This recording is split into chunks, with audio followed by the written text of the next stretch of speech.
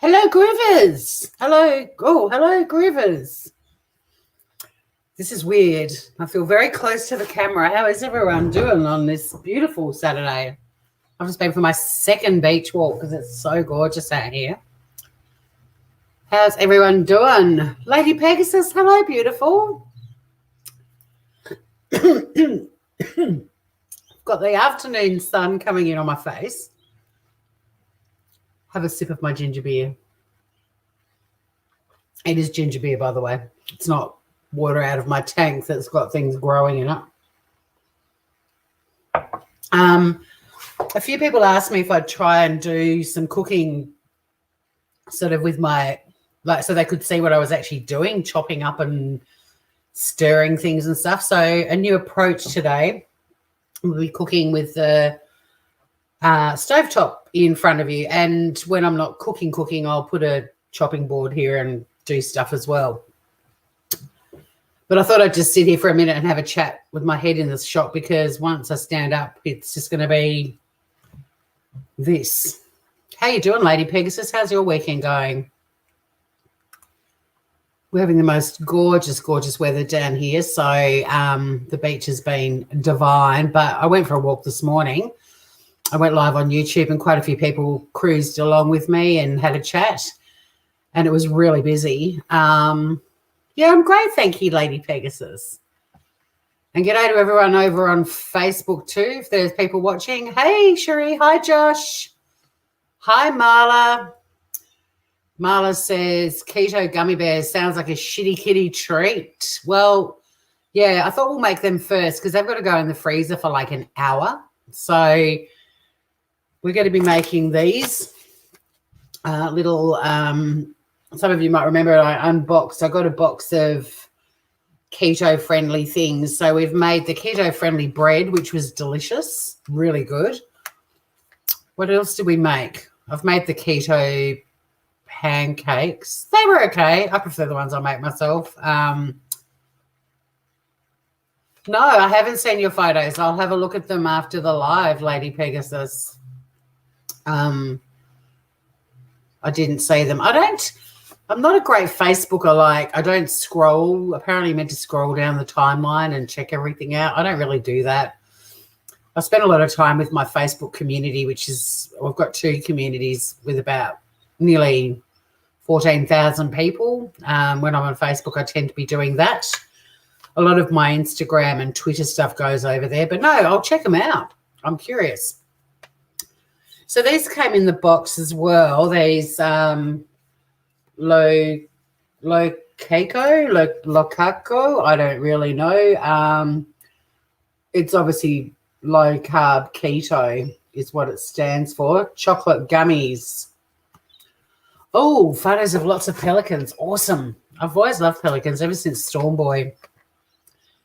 So this is a do-it-yourself mix. So anyone that's hoping for a recipe, I can't really give you one. All I can tell you is good for your gut health, apparently. They aid your digestive system. That'll be interesting. They're bloody tiny. I'll show you the mold in a minute. No added sugar. Apparently good for your skin as well. The ingredients, gelatin, xylitol pops up a lot. That's a keto-friendly sweetener. I use monk fruit as a sweetener. Organic raw cacao powder, coconut milk powder, natural flavour, organic coconut-derived MCT oil powder. Well, I've actually got MCT oil, but not the powder. Himalayan rock salt and some stevia. Oh, no, xylitol's like the gum, isn't it? Sorry, that's not the sweetener. Allergen advice. God, it's a new world, isn't it? They have to do this. Manufactured in a facility that also produces products containing dairy, eggs, soy, tree nuts, lupin, fish, and peanuts. I can't wait to check out your pelicans. That's what she said. So we're going to make these. It's very easy. We are going to basically put this bag of mix. It says, make at-home delicious chocolate treat that will leave you guilt-free and help your skin glow. But we're just going to whip these little fuckers up first, and then, oops, I can't mute. I've muted my Facebook, but it doesn't mute my notifications. Hi, Deb. Hi, Christina. The gummy bears sound great. Yeah, they'll be a bit of fun. I love gummy bears. I went to the post office yesterday and was given this little parcel, and I was like, oh, what the hell is that wee parcel? And I'd forgotten that I'd ordered these gummy bear molds. So they're like the traditional gummy bear shape. They're not little penises or love hearts or anything like that. That's what they'll look like when they pop out, little gummy bears, and also a turkey baster. So not only am I going to make little gummy bears, but I'm also going to impregnate myself. No, I'm not really. But this came with it too, which I'm grateful for if it works, because pouring mix into this little tray of tiny things could be a pain in the ass. So I'll probably be sitting here doing this for about an hour. But let's get the mix happening so I can make these and stick them in the freezer. I've put them in a little baking tray because I was thinking, because I'm the sort of person that would carry this wobbly thing over to the freezer and spill half of it on the floor normally. So up there for thinking.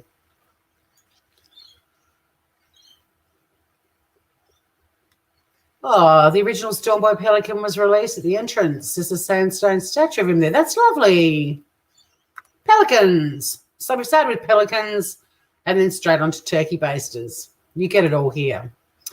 Love everyone on Facebook. If you want to, you are more than welcome to join us over on YouTube, because when I start cooking, it's a bit hard to jump backwards and forwards between the 2 platforms. So please don't feel that you're not being loved over on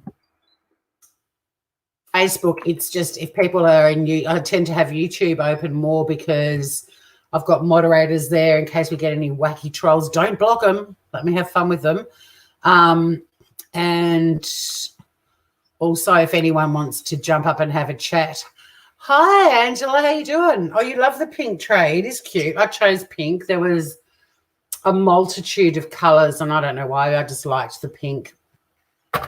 So we'll make this up, chuck these in the freezer, and then we're going to make a keto meat pie, and it's everything from the pastry base to the filling. A lot of bacon going on. I don't feel guilty that it's still a gorgeous day out there, though, because I've had 2 really lovely beach walks. So let's get these gummy bears happening. And then we can get on with the pie. And I'll just turn this around. So this is feedback I got was people would rather see what I'm doing than me. So, and I'm happy with that. Hey, Josh, look at you. You switched from Facebook. G'day, Will. Nice to see you again too, mate. Josh, you're amazing. Welcome to the world of the YouTubes. So basically, this is pretty much everything goes into the pot. Oh, a liquid of choice. Now, yeah, they didn't have the same color as my KitchenAid, and it's darker on there. No, I went with pink. I don't know why. I just thought it looked cute. So liquids, we're going to be adding 300 mils of something. Now, you can use water, but then it also says coconut milk, almond milk, or coconut cream works wonders. So I've opted for coconut cream because it's a packet thing.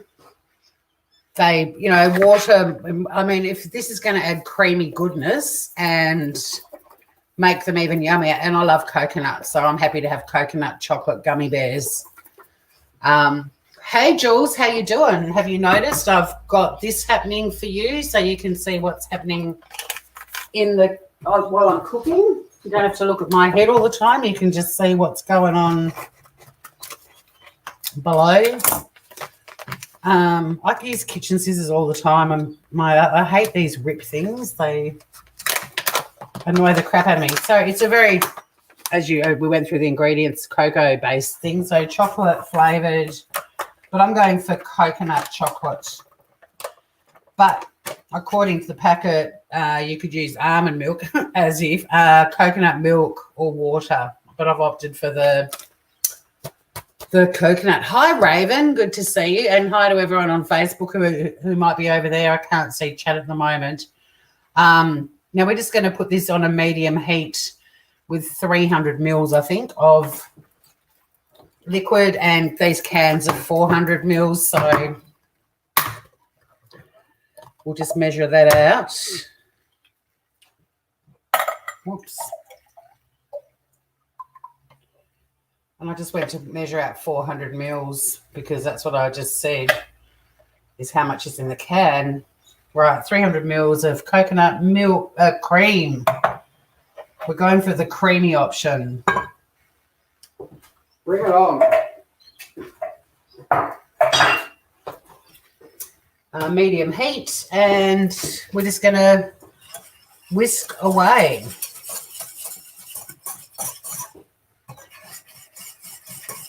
All right, so Jules likes that she can see what I'm doing. It's a bit hard. Like this part of my kitchen is not huge, but I've somehow managed to put my laptop camera, the camera's up on a big stand.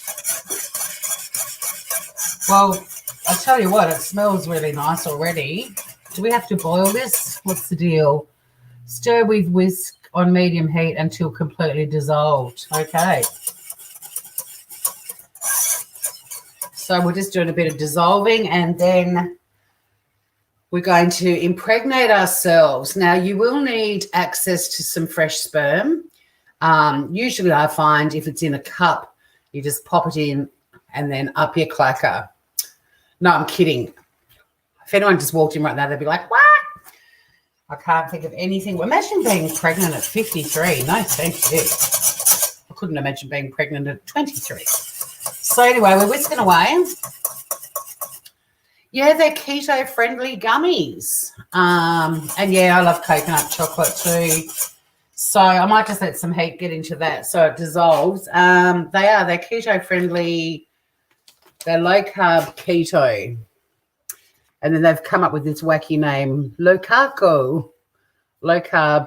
keto. I'm just going to keep an eye on the on my deck too, because Biscuit...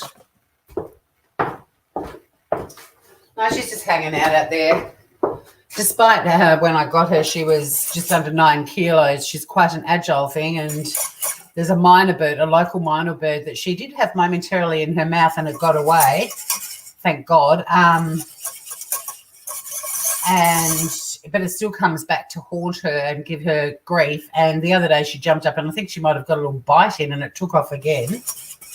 But if there's a sudden sound of squawking and carrying on out on the deck, I might have to just at least shut the sliding door because I don't want to deal with a bird in the house or a cat with a bird in the mouth in the house. I learned more about her the other day. Her last owner, they lived on a 100-acre farm and she was a free-range cat. So I think, you know, the taste of feather, as my sister calls it, she's well and truly got or had. What's in with the coconut cream? Nothing. Just, well, it's a packet. These came in my keto snack box thing that I ordered. So it's a packet. I mean, I haven't Googled a gummy bear recipe. I just thought these would be fun to make. But we are going to be making the keto meat pie, which I haven't made before, but we're going to be making that from scratch. And there's a lot of processes with that. But this is just the keto gummy bear mix, which has gelatin, xylitol, which is a natural gelatiny kind of binding agent thing. There's raw cacao powder, coconut milk powder. So it's already got coconut milk in it. What else was there? Natural flavour, organic coconut-derived MCT oil powder, Himalayan rock salt, and some stevia for the sweetener. So basically it's just the packet with 300 mils of, I chose coconut cream, but you could go, according to the packet, water, coconut milk or almond milk. But I went for coconut cream because I thought there's a good chance these are going to be a bit weird anyway. Might as well make them creamy, coconut creamy. So that it's nearly dissolved. It does say on here too, there's recommended variations.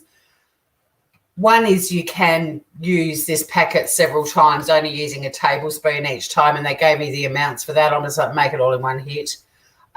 You can add a tablespoon of your favourite nut butter. That was another option. If I didn't go with the coconut, I could have added peanut butter. You can sprinkle it with cacao nibs, coconut, or grated chocolate after pouring into moulds. I'm not going to bother because, I mean, I've shown you the mould. It's tiny. You won't get many cacao nibs in there. Or you could add coffee creamer. You could probably add Baileys. No, you couldn't. There goes the keto, the sugar and Baileys, and fuck that plan up. G'day, Aussie. How you doing, mate? That would be cute. Oh, hang on. Let me go back. Lady Pegasus, my Sunbeam 4 pie maker that is 25 years old has decided its days are numbered. So, oh, nice. You bought a new one. Good work. If the gummy bears started dancing, Will, are you drinking? I'm joking, mate. But we will not be making dancing gummy bears. So there we do. There we go. I've whisked it. It's all dissolved. I'm not going to lift up the pan. Trust me. That is dissolved gummy bear juice right there. And then, like I said, we'll get the turkey baster happening and then a little bit of a up my jacksie, and I will give birth to gummy bears in 9 months' time. No, I won't. Imagine giving birth to a gummy bear.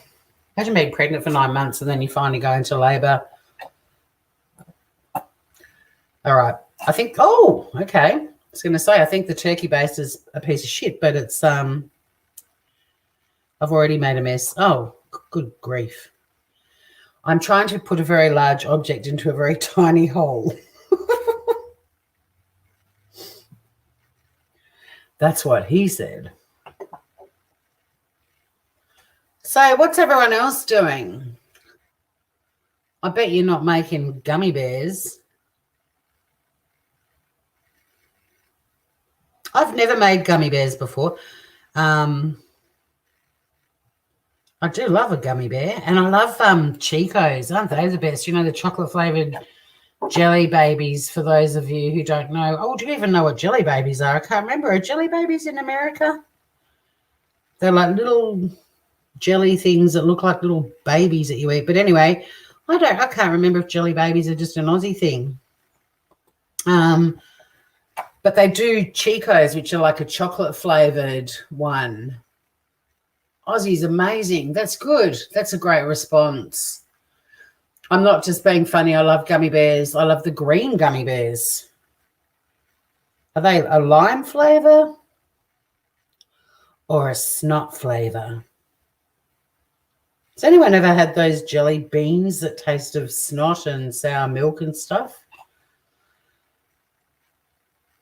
I don't see. Well, I think it'd be quite funny to do it, I guess, with a friend, play that game and hope that they get all the stinky ones, but I'd be gagging a lot. For anyone just joining us in the Shitty Kitty Kitchen, we are making chocolate flavored gummy bears, which will also have coconut cream. And I'm currently injecting gummy bear jizz into a gummy bear mold, which up until yesterday I didn't own. But bless eBay or wherever I found them. No, I think this tray only costs a couple of bucks. The tray and the jizz transporter set me back, I don't know, $2.50 or something. And then $378 postage and handling. I'm making a mess. I don't know how important it is to be neat. Probably very, but, you know.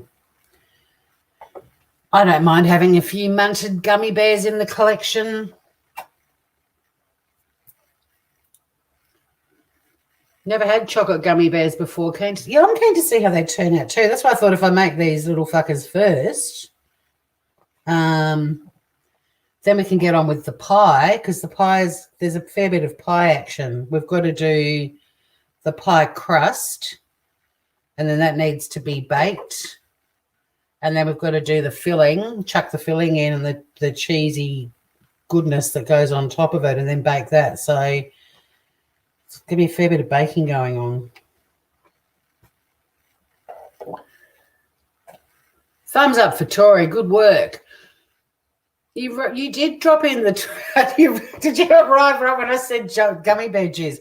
Well, I mean, seriously, now look, I've got my turkey baster. Now I've reached the end of my tray, and I reckon I've still got enough gummy bear mix to make at least 2 more trays worth. So I wasn't thinking things through when I ordered my tray, but that's fine. I'm not sure. I guess if I'll just put that in a little container, and later on I'll, after everything's washed up, I'll just warm that up again and dissolve anything and then just go again. But, yeah, probably if you are going to buy – I'm not sponsored by these fuckers, by the way, Locaco, chocolate gummies.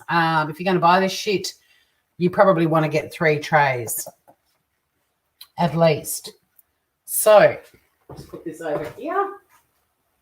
The turkey baster done good. Oh, actually, I might just top a few of them up. We've got to get as much gummy into each mold as possible. On the keto diet, they'll probably... Actually, I might taste that. Oh, yum. It's chocolatey and coconutty. How amazing, considering that it's basically chocolate and coconut milk. All right, I think that'll do. Oh, no, that little fella there's got hardly any. There we go. Gummies are done. I'm going to whack these little fuckers in the freezer.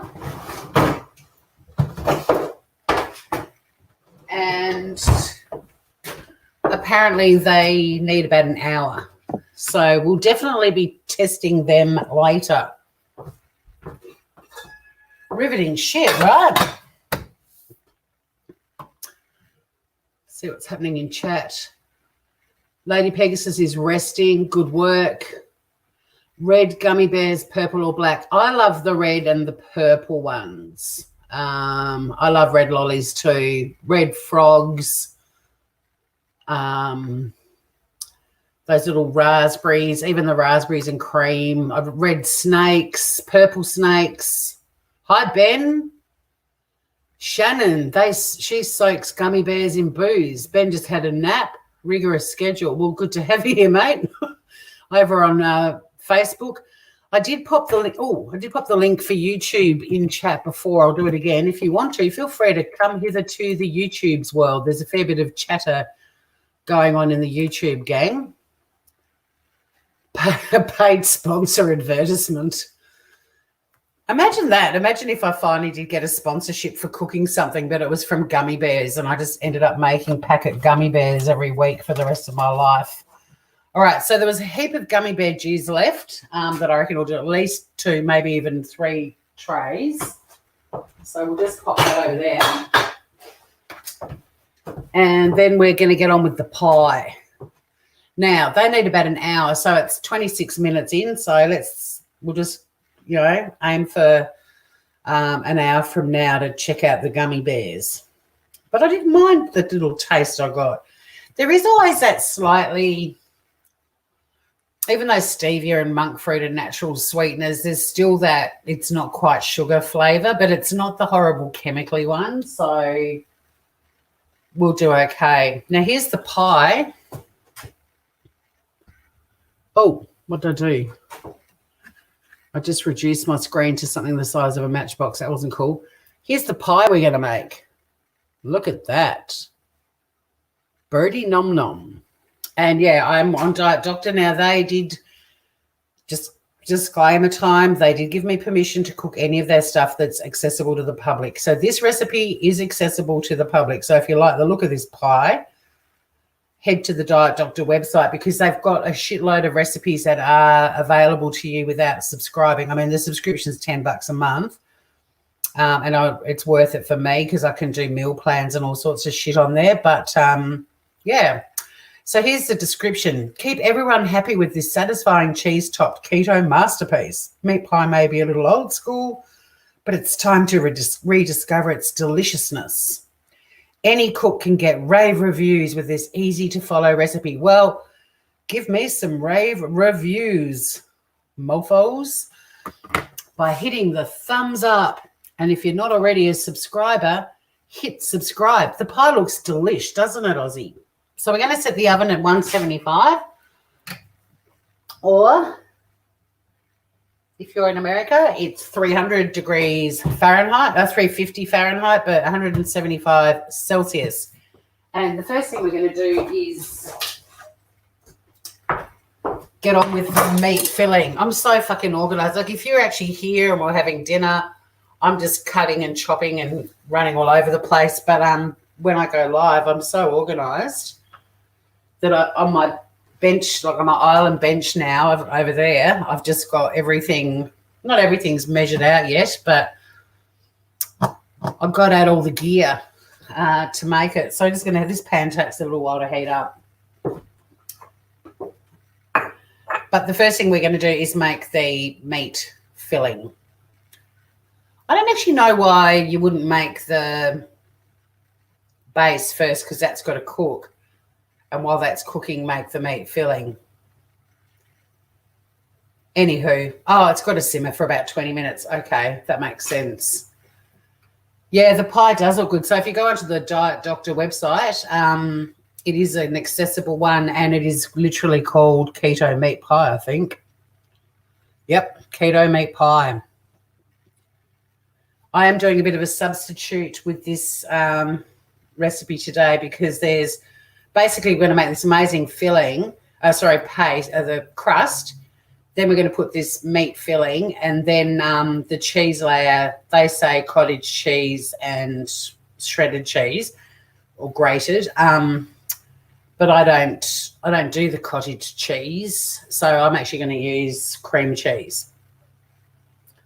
But everything in keto is so creamy and deliciousness. So I've got 2 tablespoons of butter going in the pan. You could use oil. It's up to you. Olive oil's great. If you want to cook with flavourless coconut oil, that's fine. Butter or oil is okie dokie, but I'm going with butter. Mainly because the smell of butter is, if you're talking about food porn and sexy things in the kitchen, other than making gummy bears with a turkey baster, the smell of butter and garlic and onion cooking.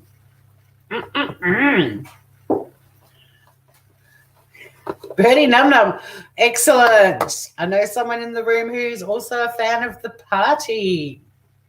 It does look good, doesn't it, Will? Yep. Bertie Num Num. And I agree with Aussie. Jules, get into it. Make a pie. So this is my little kitchen lawnmower. One of the cooking channels I watch, she's actually a Tupperware distributor, bless her heart, and she often talks about these little things, but seriously, they're so cool. This has got half an onion, which I think's weird. I love onion. I'd be quite happy putting a whole onion, but it's got half an onion and a clove of garlic in it. And see, Jules wanted demonstrations. Now when I do this thing, you can actually see it in action. Here we go. Assume the position. So it's got a little pull cord and sharp as fuck blades. Be really careful if you do own one of these, or if you get one of them. Always rinse the blades and put them far, far away from your hands because they are so sharp. But that's probably already chopped now. But yeah, you get finely chopped onion and garlic with a few little rungs. I'll do a couple more. So fucking cool. Nell, hello. Oh, I've already said hello. You walked in when I said gummy bear jizz. But yeah, these are great. These are great. Again, I'm not sponsored by Tupperware, but if you want something that means you don't have to chop onions, I don't mind chopping onions. I quite like it. You know, if you've got funky knife skills and a nice set of knives, chopping up an onion's a joy, but these are wicked. And I've got a bigger one, but I never use it because it's got a sort of top on it that I can't quite work things out with. This one I use a lot. The other one's in my whole cupboard, just neglected and not thought of. All right, so we're going to just chuck in the onion and garlic. Like I said, if there's one of the porniest things that can go on in a kitchen in terms of cooking, don't take it into the gutter, people, is the smell of cooking onion, garlic and butter. And we're just going to chuck this in for a few minutes just till the onion softens a little bit. And because it's so finely chopped, it doesn't take very long.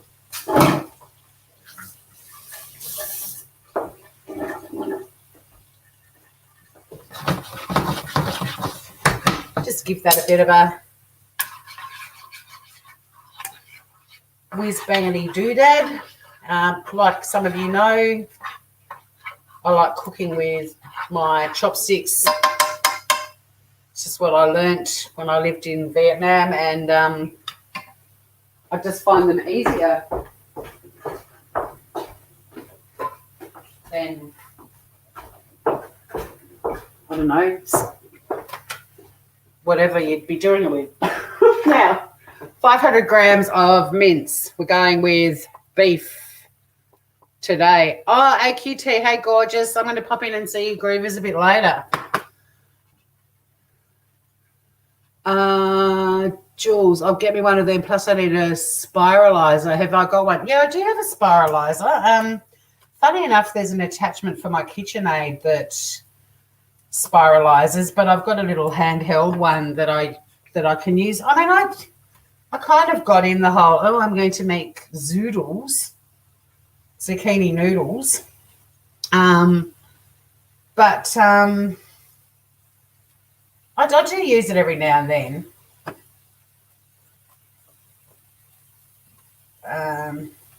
It's a nice little one. It wasn't, well, actually spiralizers aren't cheap. Even the sort of the cheaper end of the scale, they're still, I think, minimum $40 for a good one.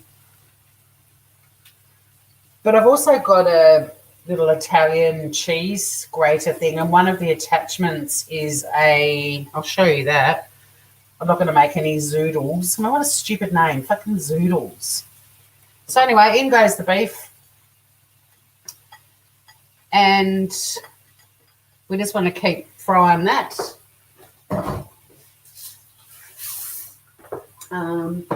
This little thing, which was my mum's, this little cheese grater thing, one of these attachments does actually spiralize. So, which I didn't know. It's not this. This is the grater one, but it doesn't hold a lot of zucchini, obviously, but it will actually spiralize as well. But my little spiralizer, which, like I said, I don't use it a lot. Veggie twister, and this one was $40. This little one. I'm holding it up to my bloody laptop. It's like, yeah, maybe to the camera. Yeah, so that's a little fucker that I've got. But I don't know. I sometimes just can't be bothered.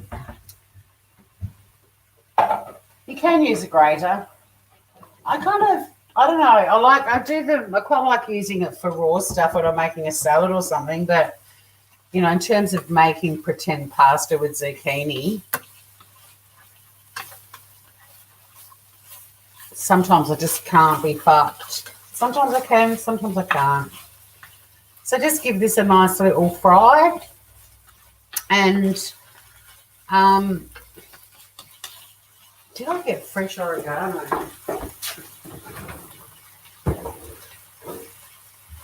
No. I thought I might have. Keto really likes they like using dried herbage a lot, which has been interesting with everyone in self-isolation, because I do grow herbs out on my deck, but I've never been able to grow oregano successfully down here. I have got more seeds.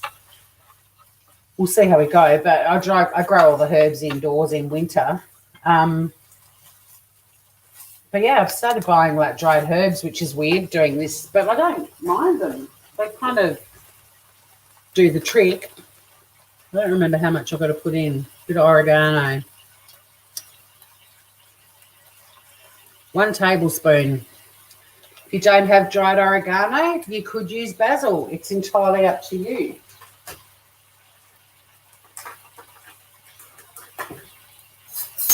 But I'm going with oregano. I always say it like that to be a dickhead. A tablespoon of that you want. So it's going to have a fair bit of flavour in it. Yeah, in Heathers, the movie Heathers, we're having bolognese with extra oregano. We say oregano. But you can say whatever you want. Just don't say herb. Use that H. Use that H. How people over in Facebook world don't even know. Hey, Mark, how you doing, Groover? It's quite a few. There's a few over on the Facebooks. That's nice. Good to see you. You're welcome to come over to the crazy world of YouTube if you want to. So, yeah, we're just browning the minced stuff. Then we're going to add some salt and pepper. Keto loves salt. So does Tori. Tori doesn't retain salt very well. And I love pepper too. So I'm going pretty well. You don't grow herbs on your deck. You look after your big deck. I bet you do. All right, a bit of salt and pepper as well.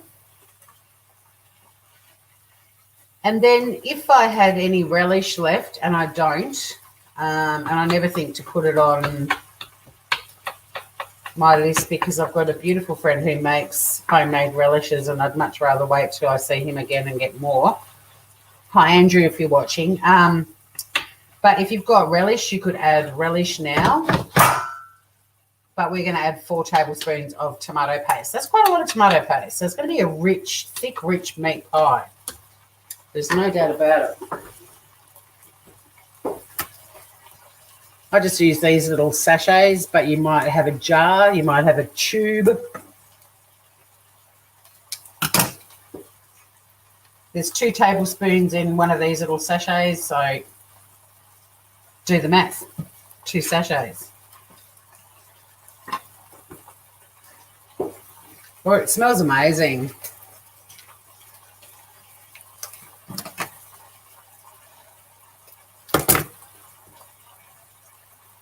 Just turning that down a little bit. Probably want it on like a medium heat.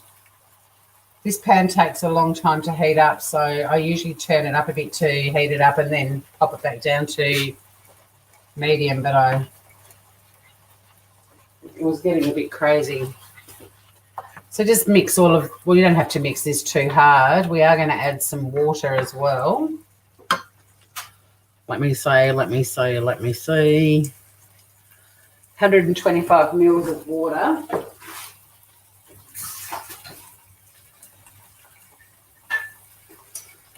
Got my assistant Biscuit in the kitchen. Don't know if you can see her. No, you can't. She's down there. All right, so add the water. Now I've turned the heat down. I probably need to get it back up to a simmer, I would imagine. I have to get it back up to a simmer and then lower it to a simmer for about 20 minutes. So we'll just crank that a little bit. Is anyone else cooking? So keto cooks mince with butter, no olive oil. Well, no, you can use olive oil, Jules. You can use whatever floats your boat. There's no rules. I went with butter because I love the smell of butter in the morning. I love the smell of butter, onion, and garlic. So I opted for butter, but you can use butter, olive oil, coconut oil without flavourless or flavour, whatever works for you. This is going to make a really rich, thick sort of gravy. Or you could use, you can use olive oil, whatever you want. Well, not whatever you want. They don't like canola oils and shit like that. All right, so now we're going to drop that down to a simmer. I'm going to sneeze. Pardon me. And then that's going to simmer for about 20 minutes. So it's going to get all thick and rich and yummy.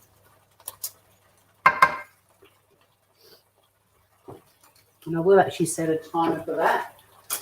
And then we're going to get on with the crust.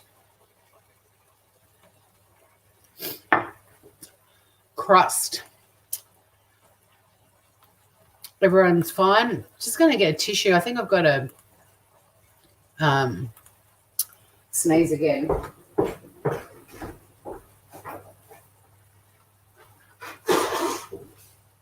Uh-oh.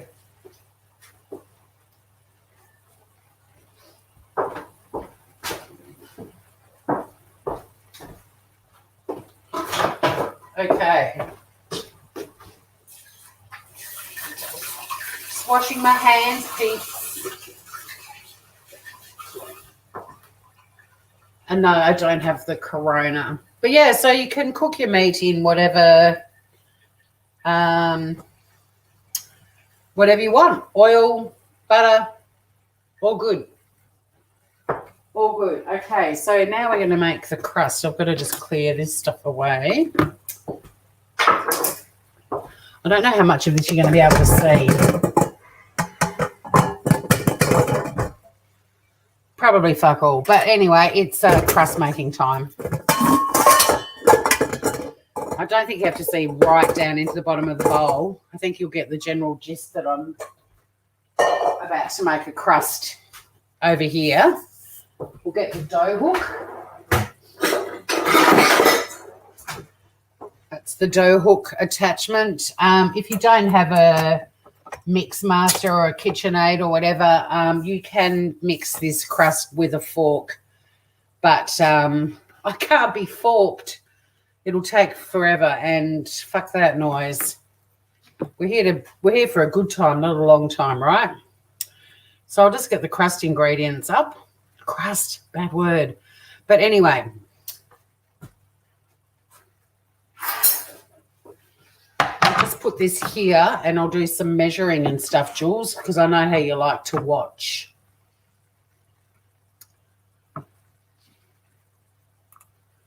Me doing things down below. I mean, oh God, it's getting worse by the second.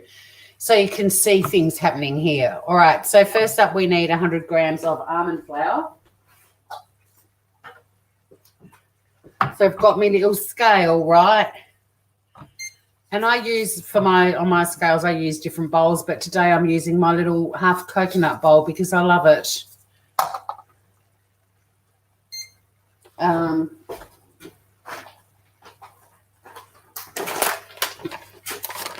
So yeah, 100 grams of almond flour. Now all of this from now on in is we're going quite keto-y. I'm actually loving cooking with almond flour. It's so much nicer than flour. It took me a little while to get good at cooking with coconut flour, but almond flour, not almond meal, almond flour is, I mean, almond meal is good to bake cakes with and shit, but yeah, I'm digging the almond flour. So there's your 100 grams of almond flour going in there. Now, sesame seeds. Remember I got this. This is another thing that came in that keto box. This is an everything bagel blend seasoning, and it's got sesame seeds in it. So I'm going to go half and half because it needs 4 tablespoons of sesame seeds. So I thought I'll go for 2 of your pure and perfect sesame seeds. This is the best thing ever I've discovered because I make a hot smoked salmon tart that also has a similar crust to this one. And holy shit, the sesame seeds just make the world of difference.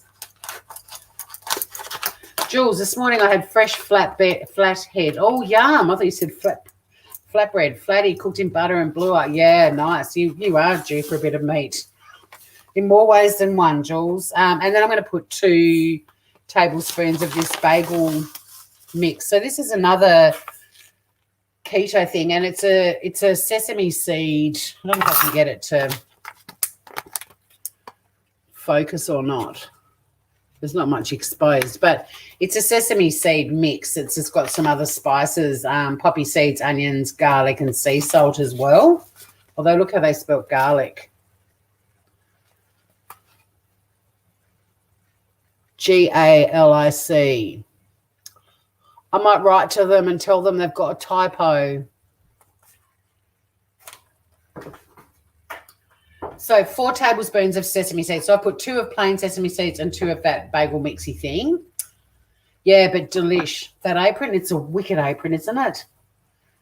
It's called the fuck apron. Fuck smashed avo. Hang on, can I get it in shop? There, that's one of my favourite ones. The meat's just simmering away, having a great old time. Next up, 4 tablespoons of coconut flour.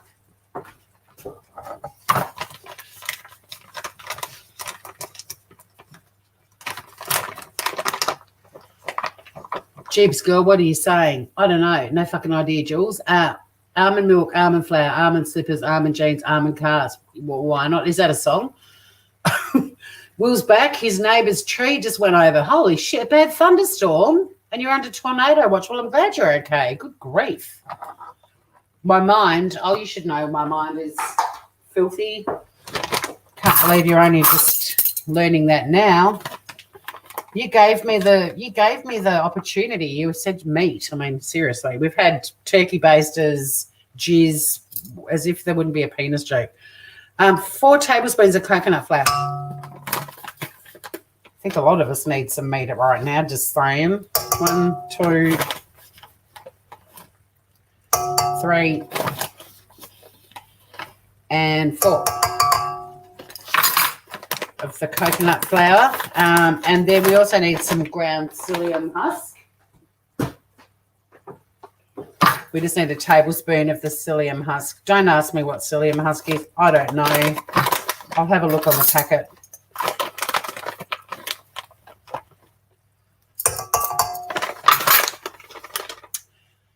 It's a gentle and effective source of dietary fibre. Sprinkle on yogurt, fruits and cereals. You can drink it. No fucking way. No. Ugh. Let it stand for 1 minute to form a gel. Eat the gel. No. But anyway, it's the husk of the psyllium for anyone who was curious. But yeah, stay safe, Will. I agree. Stay safe.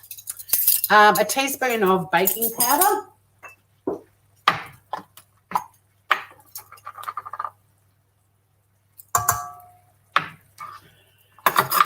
A pinch of salt out of the salt pig.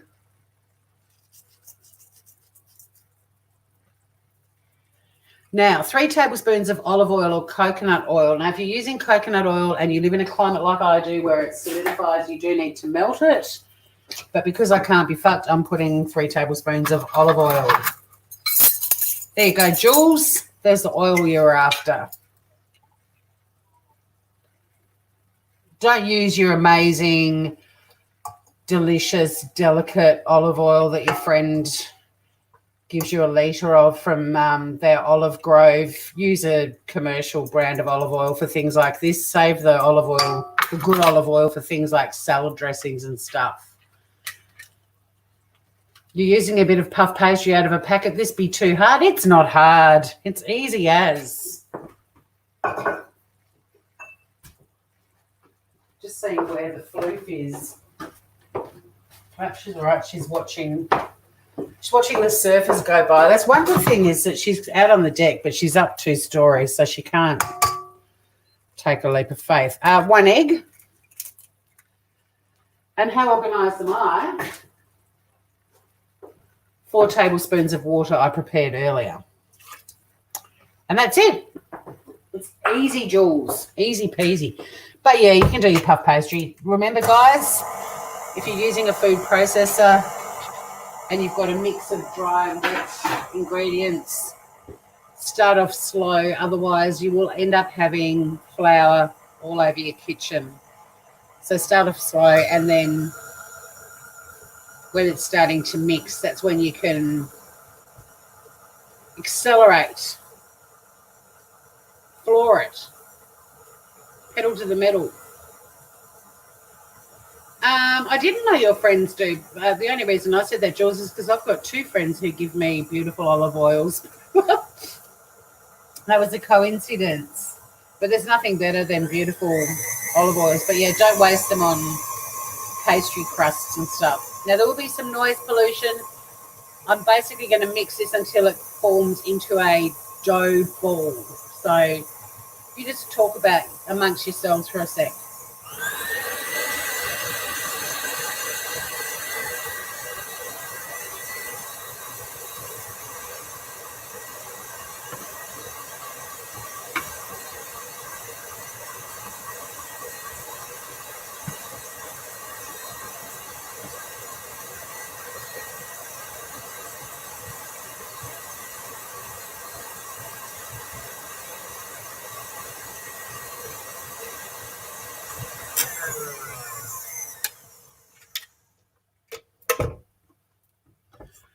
Just pushing it down a little, because it's not an overly wet mix. It's not super moist. You don't want it to be, because it's a crust. But just give it a bit of assistance.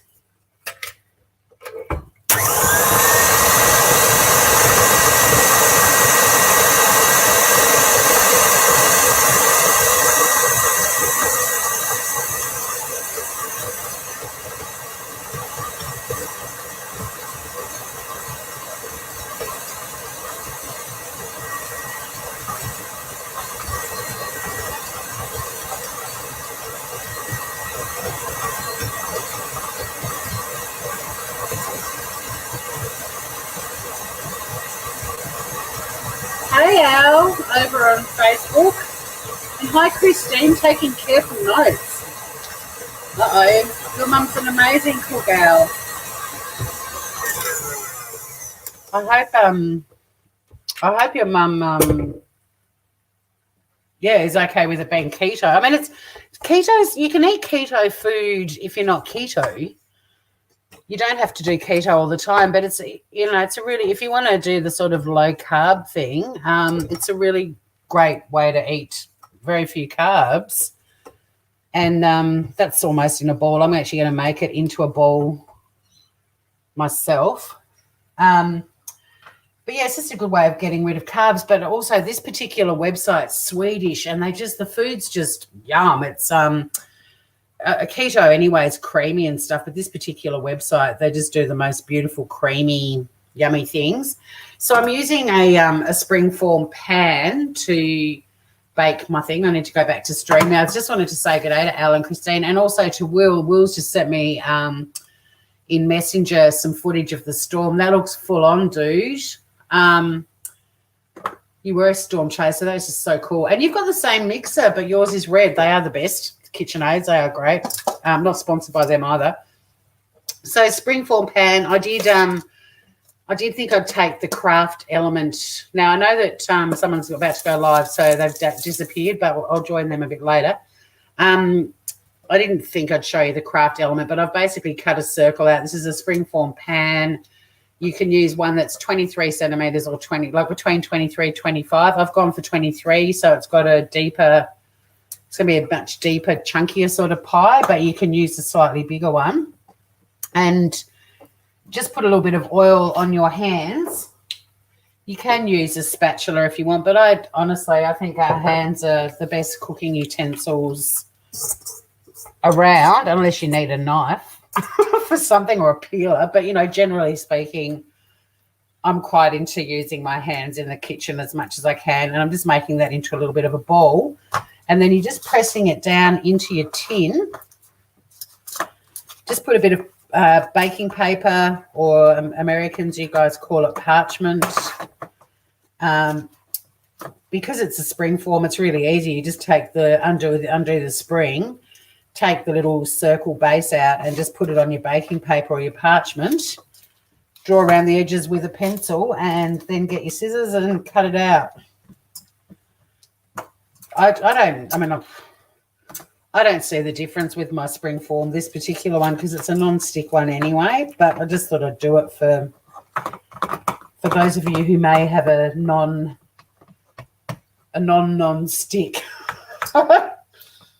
springform pan. To be honest, I was quite impressed when I looked for a springform that I had not one, not two, but three.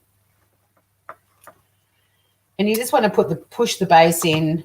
Again, I find it much easier with fingers, but you can use a spatula if you want. And you just keep pushing it down, and gradually the dough starts to go up the sides, and you just want to start shaping it so that it's going up the sides as well. So the pie, you want the crust to be all-encompassing, if you know what I mean. I've got no idea if I'm doing the right stuff. I've completely gone off the recipe for now.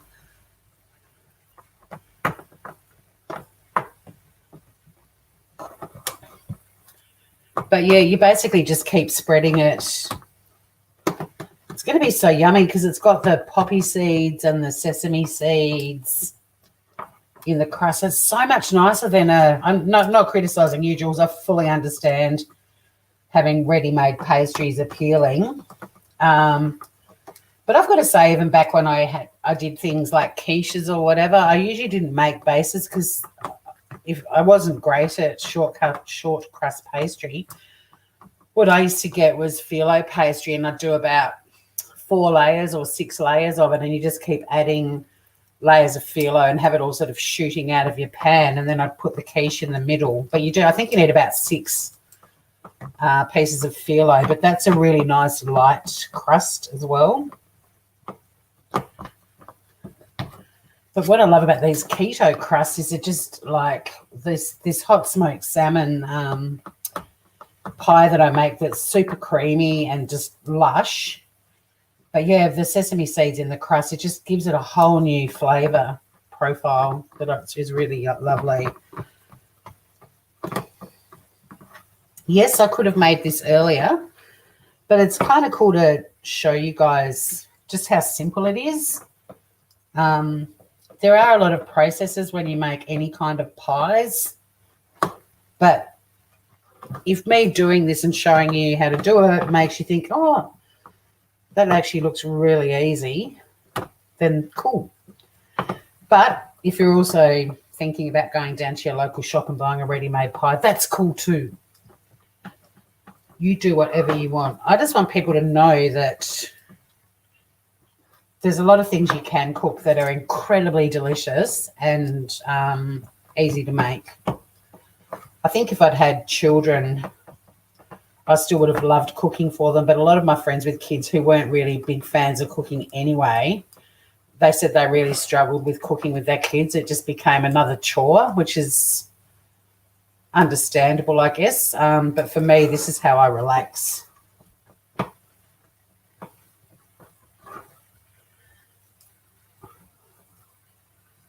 It's just like I just need a tiny bit of crust to go up the side over here, and then we're done. I'm just manipulating the crust around the base to get enough over here so I can go up the sides with it.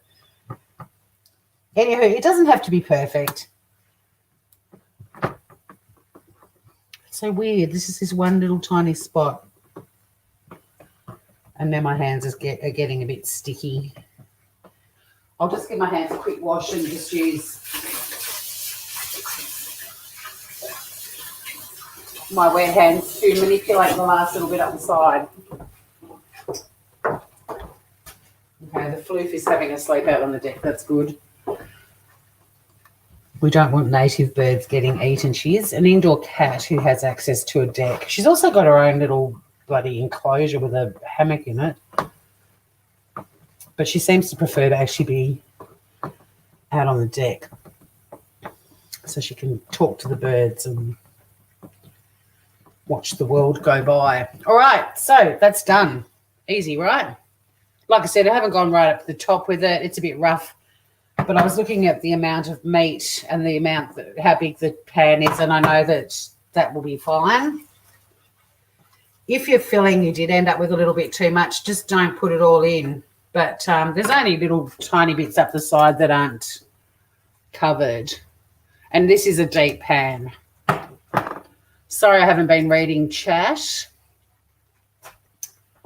There is something very fulfilling about making your own pastry, Cherie, you're right. I just found, especially back in the olden days when we used to go to an outdoor cinema when I lived in Adelaide and in the Botanical Gardens, and you could take your own food in. And I've got my mum's and my grandma's Women's Weekly cookbooks, and I found this tomato quiche recipe that is just so good. But I just discovered that the phyllo pastry, for me, I preferred it. It was just way lighter. But I used to make my own pasta, breads. Just making a bit of a mess as we go. Sorry about that. But good to see you over here, Cherie, on the YouTubes. My hands did get a good workout, indeed. Now, what I'm going to do, it's shaped to the pan. I'm just going to, oh, how's timing? That was my 20 minutes for the meat. I'm just going to prick in a few places down the bottom with a fork. Just a few pricks. That's got to go in the oven for about 20 minutes. Don't put your meat straight onto your uncooked crust because, Jesus, milk and crust. Well, I'll have a look at the messages you're sending me a bit later, mate. It's hard enough keeping up with YouTube and Facebook as well, but thank you for sending me more stuff. I'll have a look at that later along with, the pelicans. So this pastry needs to go for like the crust, about 10 to 15 minutes. So we'll just hang out for a while. The gummy bears, we've still got about half an hour for them. Just back over to Facebook. Christine thinks it's very new age. It's very delicious. I haven't made one thing off this website that I have not loved. Like, the food is so, so good. I love cooking for my friends and family, and I cook a lot of stuff for my sister, and she comes here a lot for sleepovers and stuff. And I made a keto casserole one night, and she said it's one of the best meals she's had in her life. And she's eaten in some pretty nice restaurants, and she's eaten a lot of other stuff that I've cooked her. So, yeah, the keto, this diet doctor website, it's really tasty stuff. I'm a clean as you go kind of person too. Normally when I'm cooking, I'd be doing the dishes right now. I time things by doing the dishes. Does anyone else do that? That pie is going to be, hang on, I'll go back up. It is going to be very tasty, Will.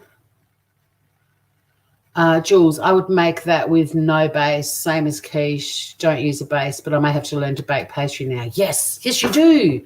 And it's so easy. Did you see how easy that was? And there's no it's not, blind baking with parchment paper and those cooking marbles or anything. You just chuck it in, give it 10 to 15 minutes. You just want it to be cooked so that it can support all of this goodness.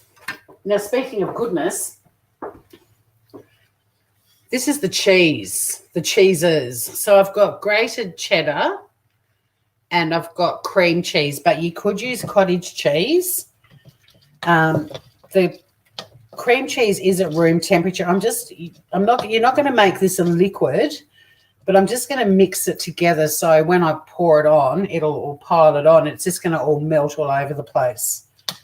You don't have to worry about making this properly blended or anything like that, but just break the cream cheese down a little bit so you don't have gigantic blobs of it, because it will all in the oven. It's all going to just melt and get all yummy. But the recipe did actually say cottage cheese, and I was like, I've got cream cheese, that'll do. So cream cheese is fine, cottage cheese. You could even use ricotta if you wanted to go super light and fluffy. I'll just give you the quantities of these. So 225 grams. Well, they said, like I said, cottage cheese. I've used Philadelphia cream cheese.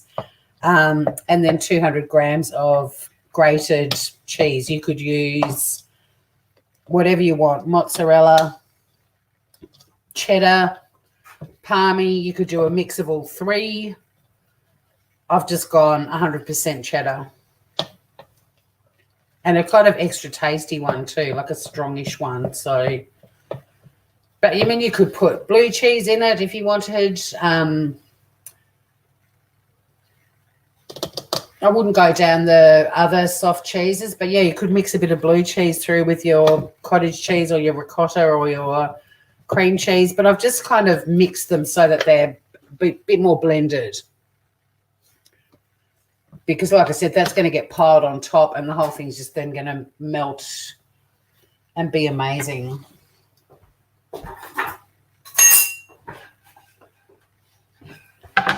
But you're appreciating how easy it is. There is something about the pastry comment. You need the rain too, Will. I think the whole planet needs rain. God, I'm loving how nature's bouncing back with us all off the roads at the moment. You've had rain, Lady Peggy says. I wouldn't like a bit more. I wouldn't mind a bit more. I'd like my water tank to be topped up again. Ah, so you do like this positioning. Is it weird though that I'm headless? Like, should I come back here every now and then and go? Like, is it weird that it's just my apron? Walking around the kitchen. I've even got bloody lace-up boots on today. I can't show you I can't work out, the camera's opposite. Who doesn't like cooking in lace-up boots? Don't need, I know I'm a bit behind in chat, but no, you don't need to put rice or do any blind baking. You can just put it straight in like that. Yep, Cherie, you clean and go as you do the dishes. Yep, dirty dishes and mess. Bon appetit. Well, thank you, Will. Are you heading off? Wonder how the McDougalls are going. Yeah, Matt's also asked, should the pastry not rest in the refrigerator? No, it doesn't before blind baking. No, because it's not using any processed flours, it doesn't need to. And the first time I made the hot smoked salmon tart, which has a very similar pastry crust to this one, or pie crust, I have the same thought. But no, you literally just line the pan, chuck it in the oven. I don't know why. It just doesn't need the same kind of extra special treatment. That's one of the reasons I wanted to show you guys this one too, because it is, in the past for me, a bit like what Jules was saying. I probably would have just made the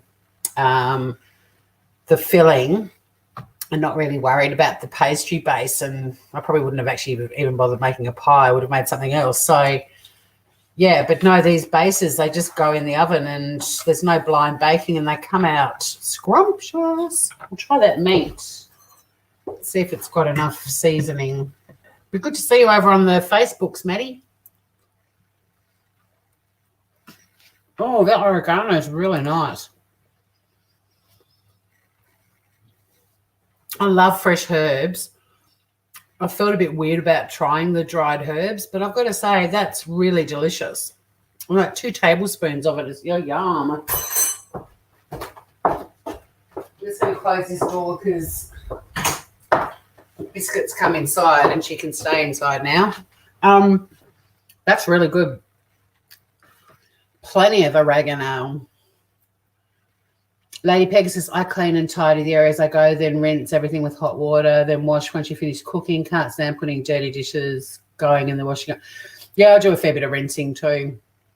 Oh, you're off to bed. Sweet dreams, Will. Thank you for the message. I'll just double check and say, oh, that footage looked really interesting. Oh, it's just the same message. I thought you'd sent me some more. Sorry, Groover. But, yeah, sweet dreams, stay safe, Groover. That storm looks pretty full on. Take care of you, lovely Will.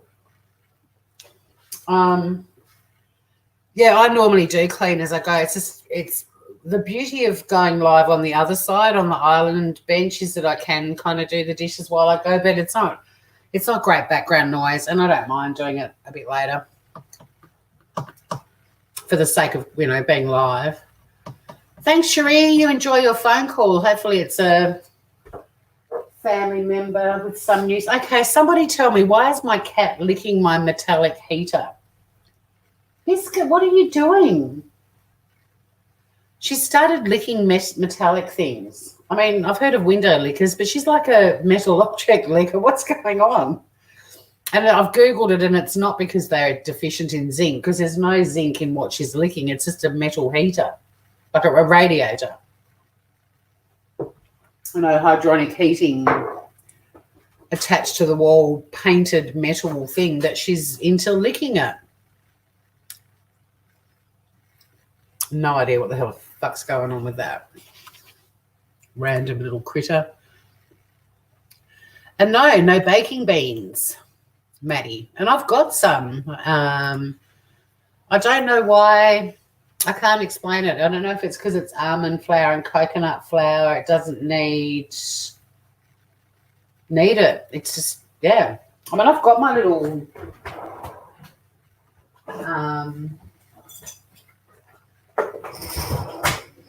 jar, of ceramic pie weights that I was expecting I might need to use from time to time, because the Keto website does have quite a few different pies, but no, you don't need to use these. So go figure. I can't explain it. It works though. And the crusts are really light, and she's just a weird cat. Hi, Raven. Yeah. She certainly belongs in this household. We're kooky. But, yeah, it does crack me up a little bit. Actually, speaking of dishes, I thought I just spotted this. So we're just waiting for the crust to bake a little bit, 10 to 15 minutes is all it will take. See, this is where all these fancy pants TV chefs, you know, they've got someone that does all the cleaning up for them. But I don't mind. I actually quite like doing the dishes. I put on cooking shows and watch them while I do the dishes. There's a really gorgeous show that, well, I'm really enjoying it. It's an English girl called Nadia, but it's spelled Nadiya, and she does these sort of recipes that are meant to save heaps of time. Like they're kind of designed for people with kids and stuff. But she just cracks me up because she makes all these things and then she's like, well, since there's no one around right now, I'm just going to have this little treat with her lovely English accent, and she just hoes into these bloody donuts that she's made or giant cookies. Occasionally her kids appear in episodes and they're like, oh, you've made a cookie, and she's already eaten half of it. She's hilarious. But her kitchen's just all these beautiful bright colours, and she's just got this very easy manner about her. I quite like watching her. So Bart was having Worst House mince from Hill Street for dinner. Now you're going to pinch it from him. Absolutely. He can have 200 and I'll make a 300-gram pie-ish. Yeah, fair enough. But bloody hell, this is Worst House mince that I'm using. It's not cheap. Bart's got expensive tastes. But just back on the filling, the meat part of it, as much as I love spicy and all that sort of stuff, this has got a really lovely, hearty, herby, lots of flavour. So don't mess with it. Like I quite often will go, oh, I'll just chuck in some chili or whatever. But no, I'm keeping this. I'm making a good traditional pie for my dinner, and I've got some broccoli that I'll make. I'll cook up some broccoli, steam up some broccoli to have with it. I've also got some green beans. Maybe I'll do them. I don't know, one or the other. But, yeah, this is really lush. And you can always put, which I tend to do, and might put a little bit on this as well, you can always add like a sriracha sauce or a hot sauce of some description if you want to spice it up a bit. But I just wanted you to know that flavour in that mix that we made is so strong and punchy and very English country garden kind of herby. It's delicious. So I wouldn't mess with it. Don't sort of think, oh, that's only got oregano and salt and pepper in it. With the tomato paste and the onion and garlic and the butter, it's delicious. It's delicious. Seeing how my crust is going. Yeah, it's probably pretty close to being all right too. It was only a minute off. Oh, hang on. I washed this and its little thumb bit's not in the little thumb bit. That's better. I couldn't I couldn't open its mouth because the little lining of the thumb was in the rest of it. Anyway. Okay. So here's the pie crust. So it's started to go a bit brown around the tops on the edges. So it's all looking pretty lush. It has it's shrunken a little bit. So it's shrunken in from the pan a bit. But there's other than that, it's good to go. I'm just seeing if I have to let it cool it down or if I can just fill the fucker straight away. Yep. We're filling the fucker straight away. So, meat first.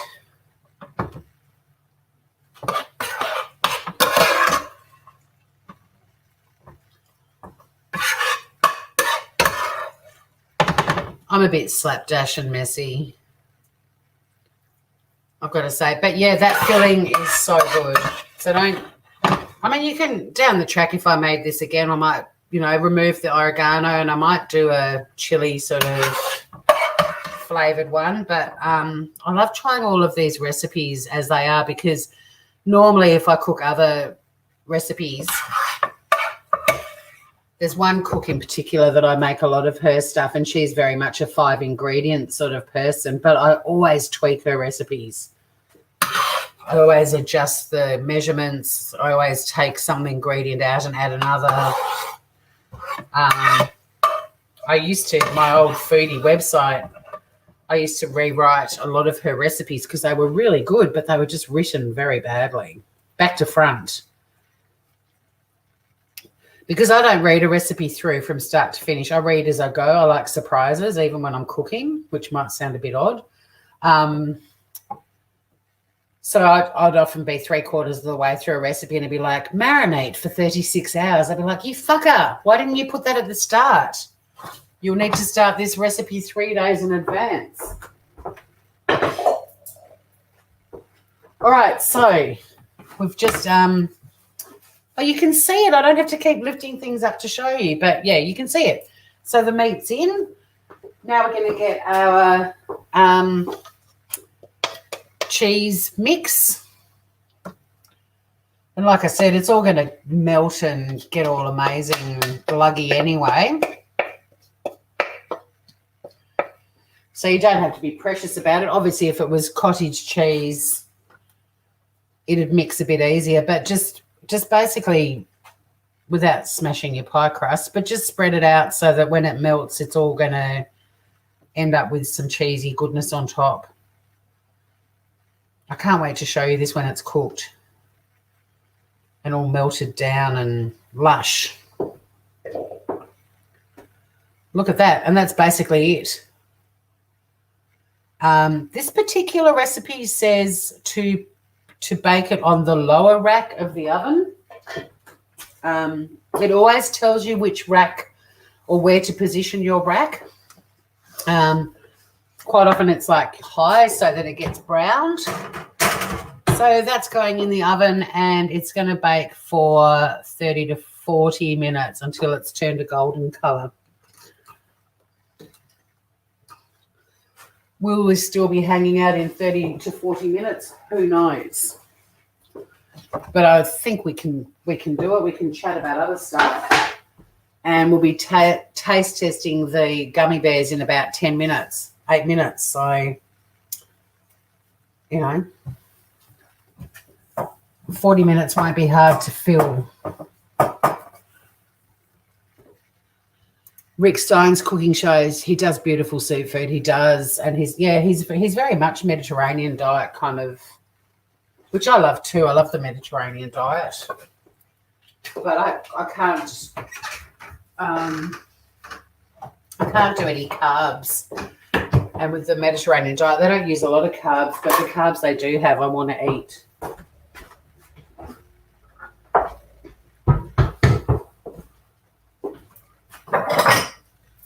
Getting a little bowl ready to try a gummy bear or two. So what's everyone else cooking?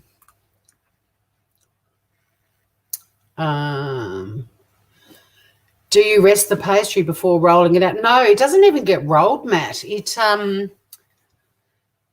just make your ball. You mix up the ball. I used my KitchenAid, but you can mix up the ball really quickly with a fork as well. It doesn't take long just to mix it all and then hang on.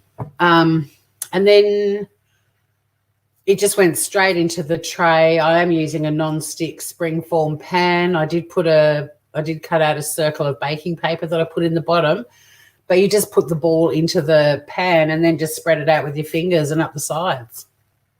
And it's a second crust. I've made the hot smoked salmon tart a couple of times now, and it's a very similar recipe. So, and it's so light and yummy. Like it holds everything together, but it's got this crumbly, light texture to it. It's delicious. And then the sesame seeds through it as well just makes it so yummy. It's delish. Sorry, I know you can see a bit of my laptop, but it's way easier for me to read the screen. I'm on a really strange view on YouTube. I love Yotomoto Lengi. He's probably my favourite chef. But, you know, there's Pete Evans, who's a bit random with his activated almonds and stuff like that. But he put out a superb cookbook called Eat Your Greens. It is so good, so good. Every salad in it, you just eat the salad on its own. You don't even need to have, I mean, I shouldn't say they're salads. They're vegetable dishes, but they're meals in their own right. And he does always suggest good proteins to have, but he's smart. Like if you love your Asian food, Kung Pao chicken, which I love, which has got so much chili in it. But he does a Kung Pao cauliflower, and it tastes exactly like it, if not better. But then he's like, with the proteins, one of the proteins is hard-boiled eggs. And I just did hard-boiled eggs through it. Oh, my God, it's so good. And I had this vegetarian friend of mine that was, drinking the last drops of the juice out of the bowl. But just honestly, it's such a great book. If you see it, it was like $24 at Kmart. And every single thing I've made out of that has been unbelievably good. And when you're having a dinner party or even just a barbecue or people over for lunch and you just go, I'm just going to make another iceberg lettuce basic green salad, or if you've got to take a salad to somebody's house, like the stuff out of his book, take it to people's houses, feed it to your family when they visit you and your friends. It's so good. So, so good. Okay, see ya, Jules. Yeah, do pop back to see the end. I mean, you can always watch the replay. Just bring up the replay and fast forward to the end. Because I'm not going to – I was going to eat it for dinner. It's not quite dinner time. It's only like 4:30. So I'm basically going to show it to you, and I might make a little wafer thin. I think it needs quite a big wedge for you to see what it looks like. There is, I think, quite often on this website too. So here's the salmon one I've been talking about that I've made a few times. That's the salmon one. And it's got exactly the same crust. And Nell, did you end up making it? I can't remember. But it is so good. If you love salmon and dill, holy shit, that's good. Ethically sourced salmon. But my God, that's great. But I'm pretty sure there might be a video. There's usually a video with, maybe there's not. Oh, here we go. Without hitting play, but you can have a look there. You can see the pie. That's what it's going to look like when it's cut through. They've been a bit more precise with the tops. I've been a bit more rustic. Or like the guy at the agrarian kitchen called me, lazy. Rustic chefs, rustic cooks are not rustic, they're lazy. But there's the slice of the pie. Sorry, I can't get it to focus. It's because it's my phone. Cameras don't like phones. Yeah, stay safe, Jules, by the beach. Anyone still over? You can't find YouTube, Maddie. Here you go, dolls. There's your link. Click on that and come to the YouTubes. Oh, it's almost gummy bear taste test. In fact, stuff it. I want to get them. I'm impatient.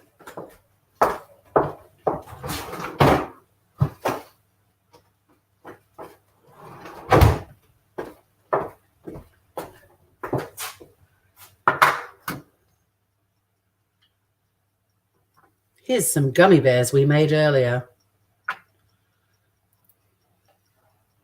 I think you have to let them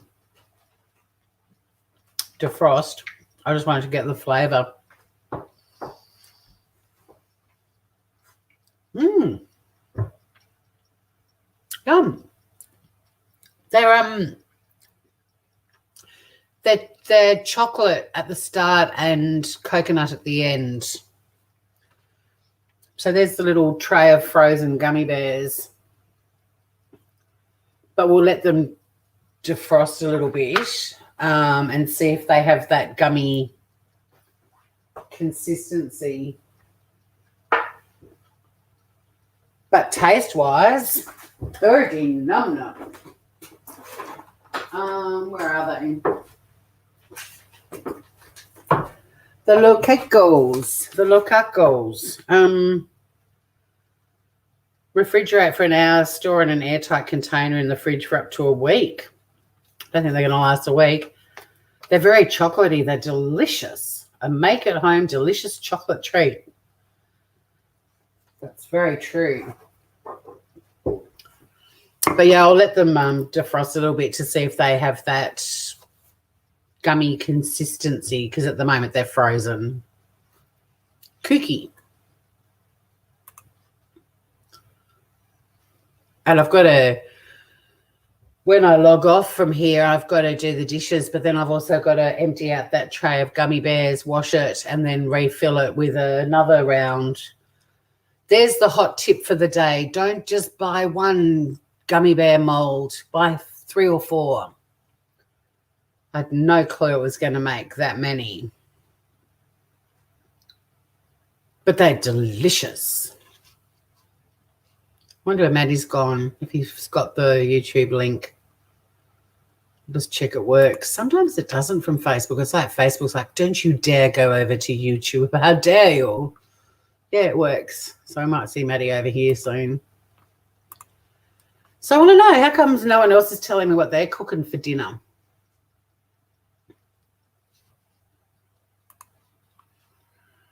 I'm just sitting here like a shag on a rock talking to myself.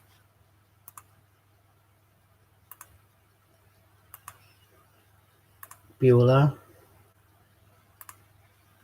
Anyone got any news? I'll see I'll see if I can download the video that Will the Rocker sent me before.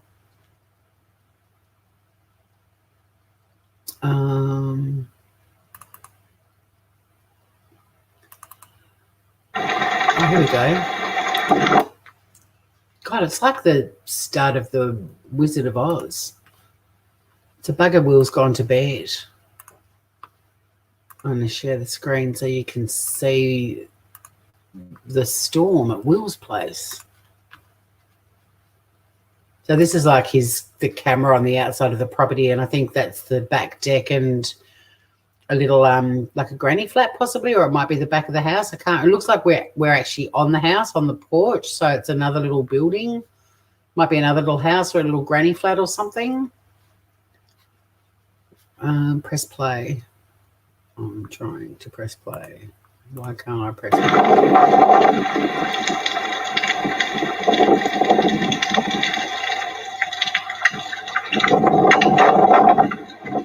It's crazy.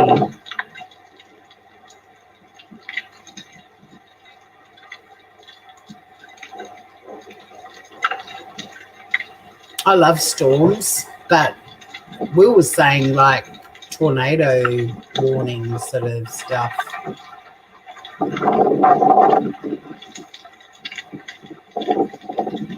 Oh, it's just looping. All right. Wow. That's happening at Will's place in Texas. You don't like stevia. It leaves a sickening state. Both probably. Yeah, I don't like stevia. I use the monk fruit sweetener, which I quite like. But I think because the cacao and the coconut are so strong in these, I can't really taste it. I mean, I can a little bit, but I'm just going to sit here and take some of them out and put them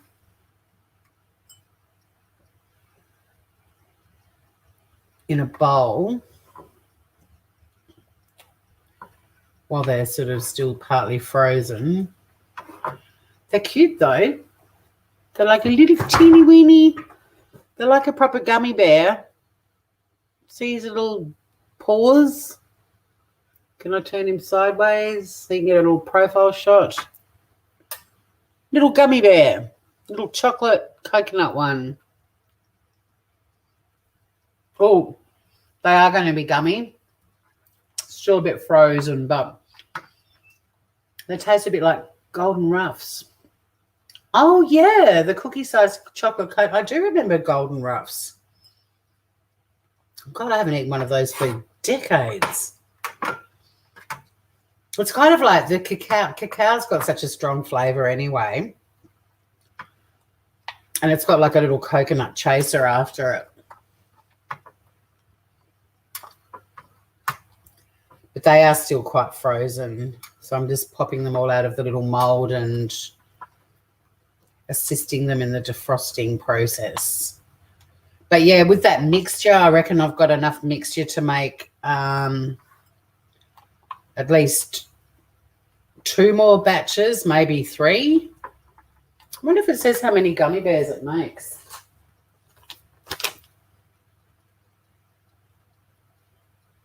I suppose it depends on how many trays you've got. They could give you a rough idea, but they don't. But the idea is these are great for your skin and your hair and your gut. But how cool is that? Like if I just wanted a little chocolate treat. Oh, hang on, I've got gummy veggies on my thumb. If I just wanted that as a little treat, if I felt like some chocolate, look how small it is. It's smaller than a fingernail. But would you be able to stop at one? But I quite like them. They're a bit of fun. I mean, it was fun to have to order a gummy bear mold. I didn't even know such a thing existed.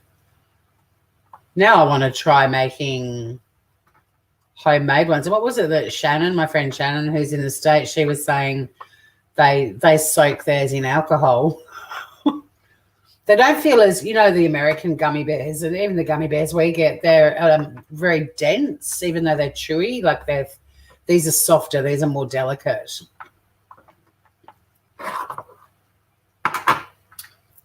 But what a bit of fun. Now I want to actually Google a gummy bear recipe and make them from scratch now that I've got a gummy bear mold. Do you often think about when you buy stuff like this and you think, when I die, if someone's cleaning out my house, are they going to see this in my baking stuff and just go, what the fuck? I'll have to make some for my sister. So when I die, if I die before her, she'll be like, oh, that must be the gummy bear mold. Because I don't know, if I found this in my mum and dad's house when I was packing up their house, I would have been like, what have you two been baking? So there we have it. I'm just going to wash my hands because there's a little bit of gummy bear jizz. Got another 20 minutes on that there pie. But yeah, that's a good comparison. Golden Ruffs, definitely. I'm scrolling down a bit. Very cute and tiny. They are. They're perfect little gummies. Perfect little gummies. They're making me burp a little bit. The link no worky. It's your phone, I reckon, Maddie, or whatever you're on. Go to YouTube and type in Right Now with Tori. You should have subscribed to me last time. You would have got a notification. Hit the subscribe button and the notification button. Hi, Alana. The keto gummy bears, they are delicious. I just want to let them get to room temperature so I can see if they're as gummy as normal gummy bears. Actually, let me give the tray a quick rinse and I can do the next batch while we're sitting here waiting for my pie to cook.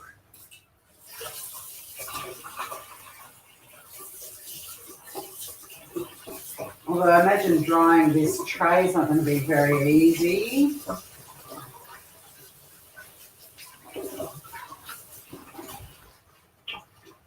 I need like a tea towel that came with a dollhouse. It's teeny tiny. Yeah, just jump onto YouTube, Maddie, and type in Right Now with Tori and I'll come up. That sounds like a toilet flushing. It was me using the tap over the sink just there. Look, people walked in right when I said gummy bear jizz, so if they walked in thinking it was a flushing toilet, it's nowhere near as bad, right? Could use it to make cute little ice creams, and they'd melt in 2 seconds. I want to get the big giant cube ice block the ice trays and make the really big ones. I want to put some herby goodness into them. So like when I do summery drink like an elderflower or something like that, I can put some thyme into these ice blocks, or you could put like some fresh ginger into them when you're doing like a rum and ginger beer, or put a bit of lime, like thinly sliced lime into them, and do that for your gin and tonics. I want to stick some herbage and things into ice blocks. Yeah, that happens, doesn't it? It makes me feel good that it's not just Tassie. We get the 4 o'clock shift in weather, and it's like, oh, time to close all the windows and doors and put the heaters on and grab a cardi. All right, Ski. I'm going to fill up the next tray.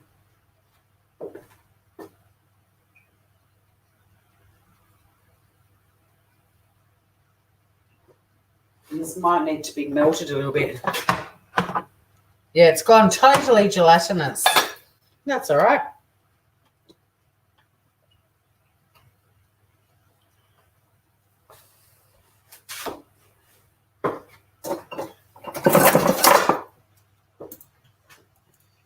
It's totally... Oh, I should actually try that without the...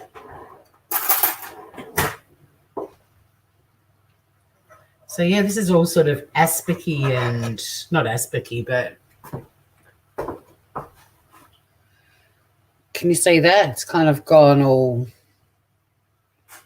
solidified-y, sort of. Tastes like a chocolate mousse.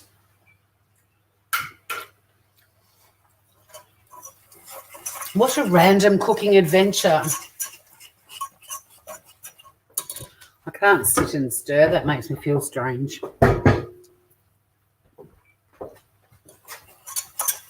So, yes, if you do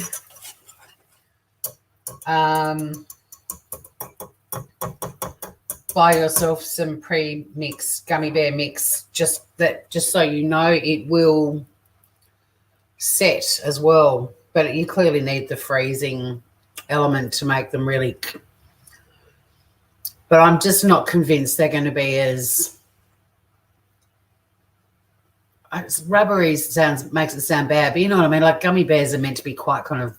There's a fair bit of work in chewing them.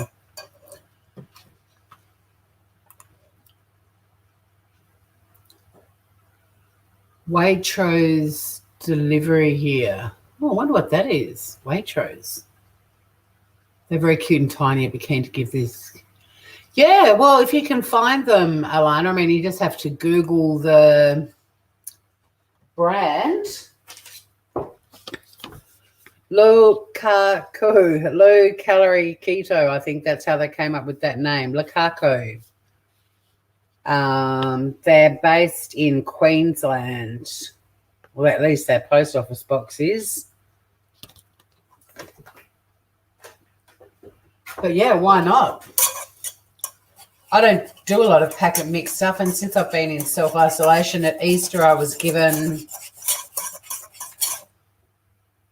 What was it that I made? It was the double chocolate fudge... Was it brownies or was it cupcake? I can't remember what it was. And it was actually quite good. And then this keto, because keto snacks are hard to find, although my sister, bless her, found some little coconut roughy kind of, that tastes like coconut rough. So I bought this sort of keto mystery box of keto snacks, and it had a bread mix as well that was really nice. I can't remember what it was that I made at Easter. Was it brownies? That was a long time ago. I know it was double chocolate fudge something. But I can't remember if they were like individual cupcakes or if it was a brownie. Anyway, it doesn't really matter. So, yeah, I'm not really a packet mix person, but the things you do in self-isolation. So we're now returning back to the gummy bear jizz and filling up our tray with round 2. And there's 1, 2, 3, 4, 5. 1, 2, 3, 4, 5, 6, 7, 8, 9. So there's 10. So there's 50 gummy bears per batch. I mean, I'd love to have the self-control to have this jar. What does it say? They only last for a week, so it's not like I'm going to just have one a day for the next 100 days. I suppose you could always put them back in the freezer.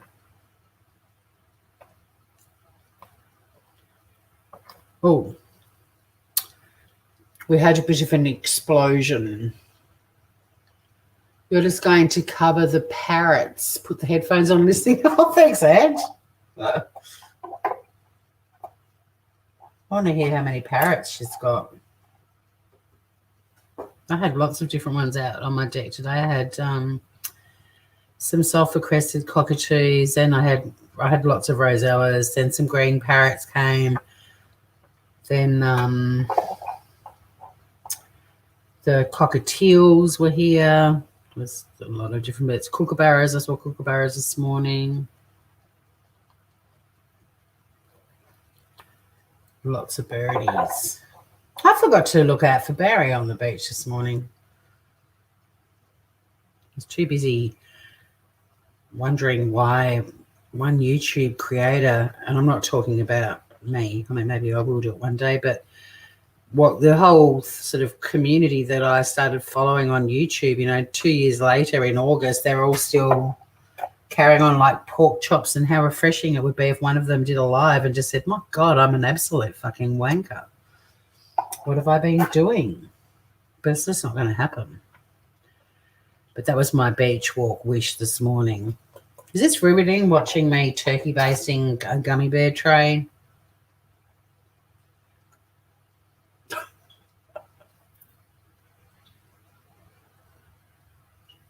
Hey, John, how you doing?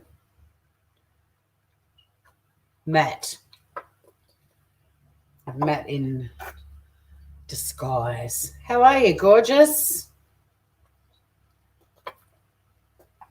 You found it. You got here.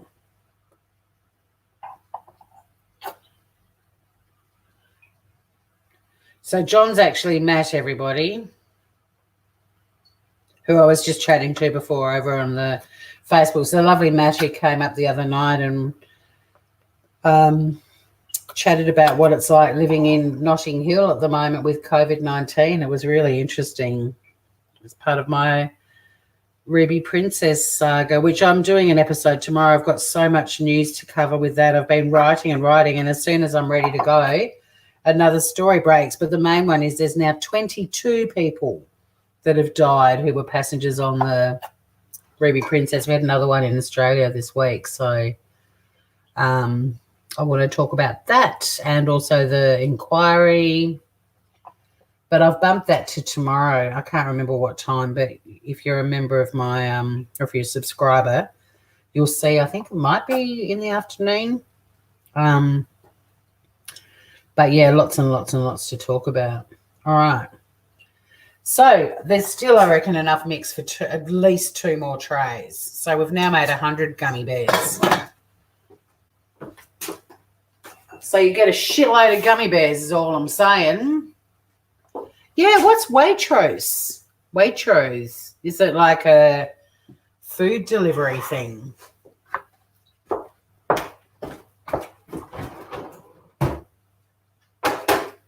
I could Google it. All right, Ski. So I'm just going to wait on the pie.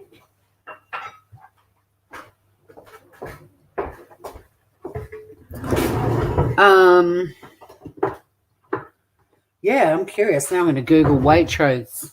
What's Waitrose? So these are still a little bit frozen. I'll leave them all waiting for them to defrost. Let's have a look. Waitrose.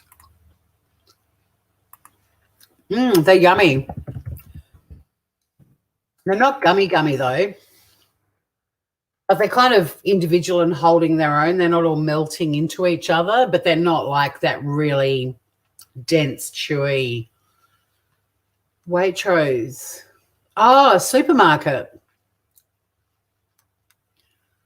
So how's it pronounced? Is it like Waitrose? Waitrose.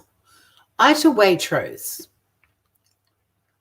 So you've had your groceries delivered. Why is Waitrose so expensive? That's not me just asking. That came up as a thing.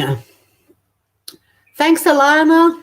Yeah, I highly recommend the gummy bears. They're certainly something random. Can't say I've made gummy bears before. Have you, Matt? I feel uncomfortable sitting this close to the camera. There, you can have my face for a little while. Yeah, so the little gummy bears, they kind of, I think the gelatiny sort of properties are keeping them individual. Like they're not going to melt, but they're not as chewy as normal gummy bears, if that makes sense.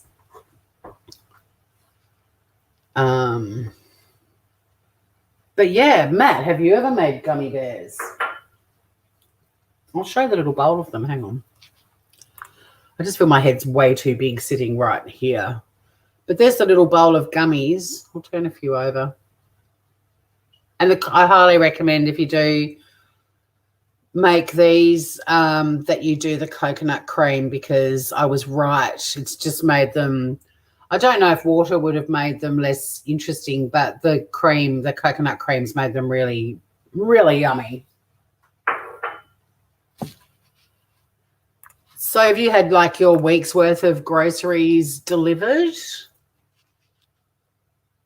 How sophisticated getting groceries delivered. I'm actually going to put the kettle on. You're going to hear a bit of kettle noise. I really would like a cup of tea. It's that time of the day, right?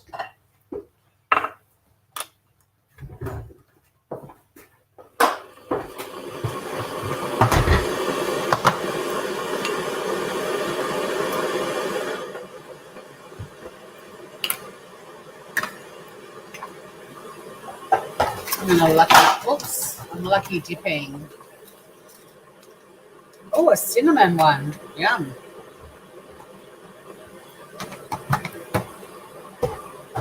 Cinnamon tea, bring it on.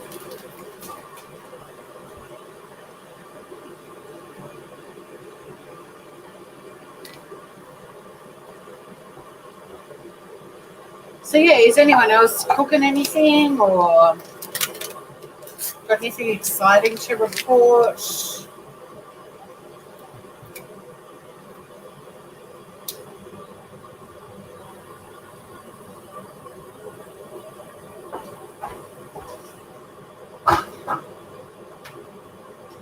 Got another 5 minutes on the pie. I actually think it's probably going to need a bit more than that, and also the crust around the edge, I went way too high with it. Nain, cooking for the family today, tomorrow. Nice. What's on the menu? So yeah, the pie crust, but this is all good fun. I could have made it much thicker, and I didn't know the quantity. I'm glad I went for the smaller pan, the smaller springform pan, but I could have left the dough a bit thicker. But it's holding it. It's all fine. They've stuffed up the order slightly. Uh-oh. What did you get or what didn't you get that you were meant to get?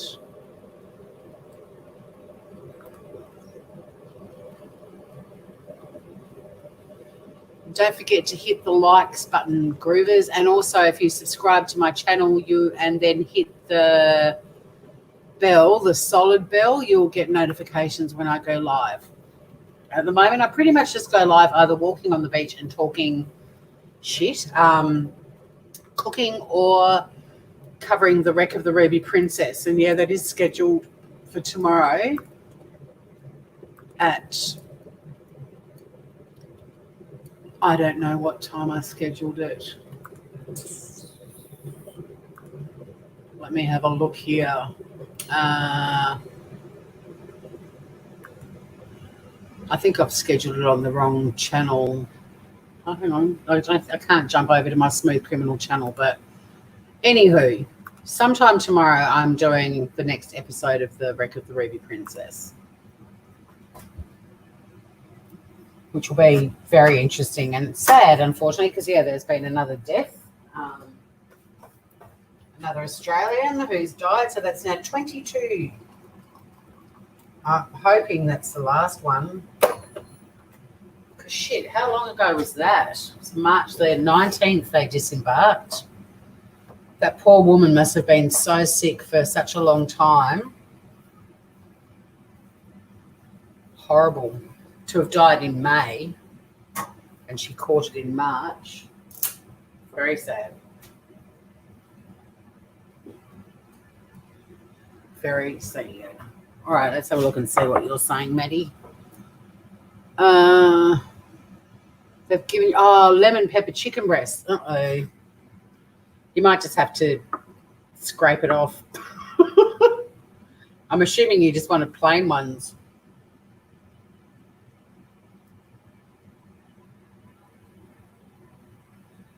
That's annoying. I don't like pre-marinated meats. I like to do it myself with my own ingredients, and even something like lemon pepper, which I used to cook with a lot. You probably would remember that. There was only one brand that I ever used, and years later I went to make a cannelloni or something that I used to use a lemon pepper in, and it I just feel like I'm so gigantic. And I look at my laptop, not at the camera. And I had to buy lemon pepper, and it wasn't the usual lemon pepper that I love, and it just wasn't the same. Wasn't the same. This pie smells delicious. I thoroughly recommend you all go on to, in fact, I'll give you the link because it is a free recipe to, that's the timer on my oven I only discovered after living here for nearly 6 years, a week or two ago. I'm going to pop this into chat. This is the direct link to the website, the Diet Doctor website. You don't have to subscribe to see that recipe. It's there for you to try. They're more than happy for me to cook their free recipes, and there's a heap. But I'm a subscriber because I like you didn't want chicken breasts. Oh, shit. What did you want? Thighs? It's bloody hard to get chicken thighs on the bone.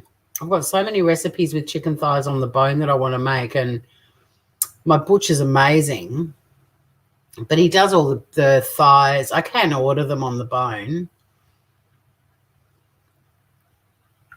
But, it's one of those last-minute things, and then I head off and I'm like, oh, I need to pre-order that. But, yeah, the thighs on the bone are yum.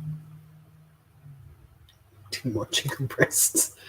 Well, it looks like the family's having chicken breasts. Lemon pepper at that. Speaking of, let's look at my pie.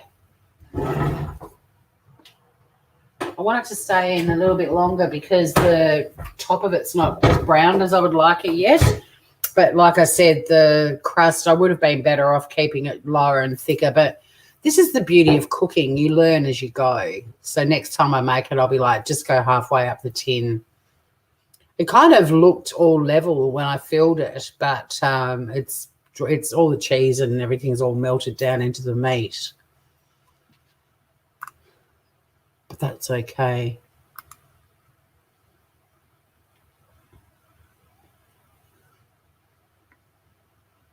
That's okay. Actually, I want to show you guys while we're just waiting for my pie to brown.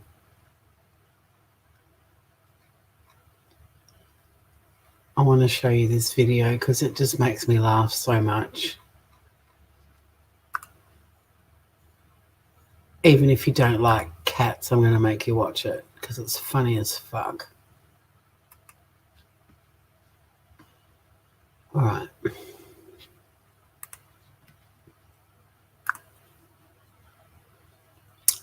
You used to buy Master Foods lemon pepper. Well, Lady Pegasus.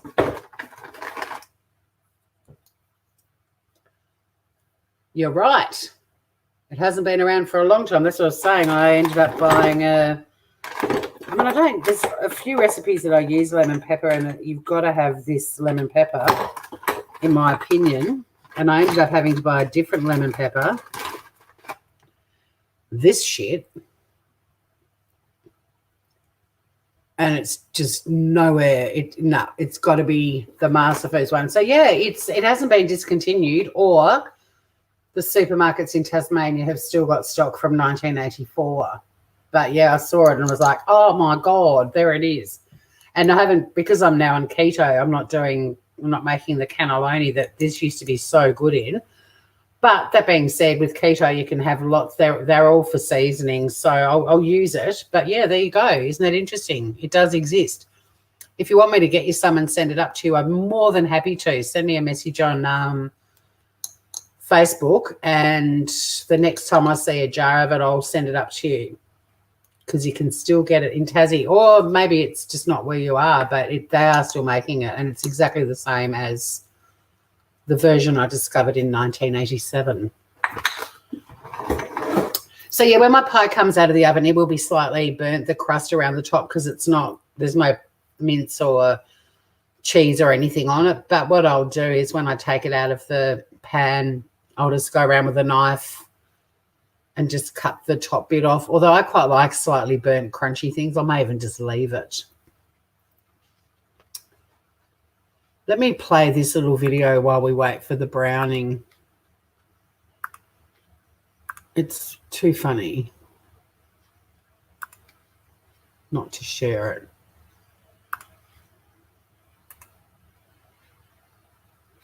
Hang on.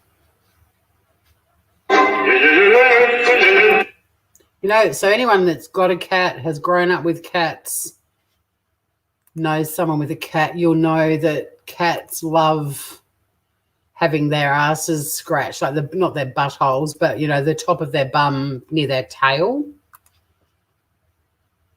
But honestly, I've watched this several times today and it just makes me laugh. So let's watch this.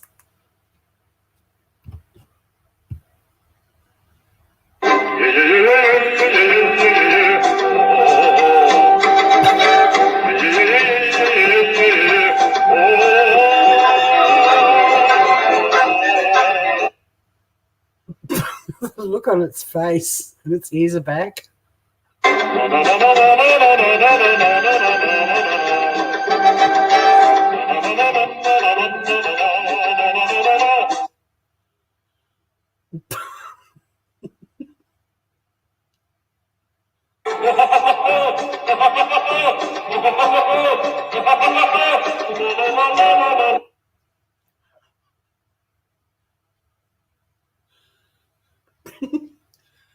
Isn't that funny? I think it's funny. Lemon pepper is very 1980s. It is. But sometimes there's just, like even that tomato quiche I was talking about earlier from the Women's Weekly magazine, the lemon pepper in the cream and the cheese filling, and then it's literally just tomatoes and fresh basil. But the lemon pepper in the creamy, cheesy part of it, it's just perfect. So yes, for when there's a bit of retro cooking going on, out comes the lemon pepper.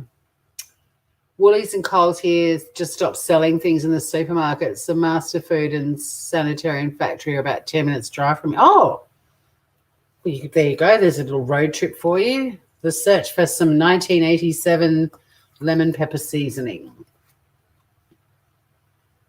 9. Don't be a snob. Sometimes lemon pepper just finishes off something. Trust me.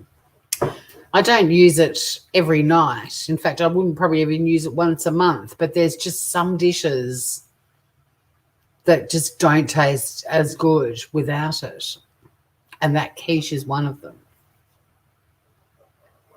Yeah, see, I didn't do lemon pepper on my chops, but I did do it on fish sometimes. I used to do it. I tell you what I used to put it in too that made it amazing was ratatouille minus the eggplant. So I'd do zucchini, tomato, onion, butter, and lemon pepper, and that ratatouille was amazing. So you stick your 9 Back up your clacker from whence it came, Broyben. Cinnamon tea, yama. Someone else like their herbals. This is an English tea, Higher Living. I love them. I love their licorice is my favourite. Their 3 ginger, superb. The chili and cocoa, delish. And the cinnamon. They're lovely. But not everyone likes them either. 9, gosh, you're funny. 9. I'll fucking eat lemon pepper if I want to. All's quiet over on the Facebooks. There's a few people watching. They're just not speaking. So this pie. Oh, it's so close. I think I'll take it out because I'm going to reheat it again for dinner anyway. And I'd like to show it to all y'all. Just imagine it's slightly more browned. It's not brown quite to how much I'd like it to be browned, but oh, I forgot to take my glasses off. I always do that. Oh man, it smells good. Right, so it hasn't melted across the entire top. So there's a bit of meat visible. Cannoli, I'll see that. So imagine it more browned. The crust around the top is brown. But when I reheat this for dinner, it's fairly much consistently browned. Just with the light in here, it doesn't look as browned as it is. Oh, shit, don't do that. It is browned quite nicely. And it smells incredible. And how easy was that? I made it while I was talking on a live and whipping up gummy bears. And we made everything from scratch. Clearly the Philadelphia cheddar cheese mix hasn't gone as melty as it would have if it was cottage cheese or ricotta, but it looks and smells amazing. That's super hot, but Kraft used to do a lemon and cracked pepper mayonnaise. Oh, see, no, you lost me there. No. I love my whole egg mayo. It's perfect as it is. You don't put anything in it. It's just divine. But, you know, everyone can do what they want. But, yeah, I don't fuck with my mayo. I don't like mixed mayos that have flavors through them. If I'm going to make something that needs something put through it, I'll put it through it. I won't buy it ready mixed. That crust is delicious because it's got those bagel-y, the sesame seeds, poppy seeds, the bagel sort of flavors, and then all the other sesame seeds. It's delicious. And, yeah. Hey, being there, how are you, gorgeous? So now the gummy bears have kind of defrosted properly. See, he's a little, I can squish him now. Being there, I made gummy bears, chocolate and coconut flavored or cacao. Right. They're not chewy like a gummy bear. They're soft. But they're delicious. The amount of flavor in that little fucker is unbelievable. So you've got the beautiful cacao and then the coconut cream. You can't stop at one. But in terms of having a, hey, Ruth, good to see you again, gorgeous. In terms of having a little burst, if you felt like some chocolate, a chocolate thing, delicious. But, yeah, you can't stop at one. But they're not chewy like a gummy bear.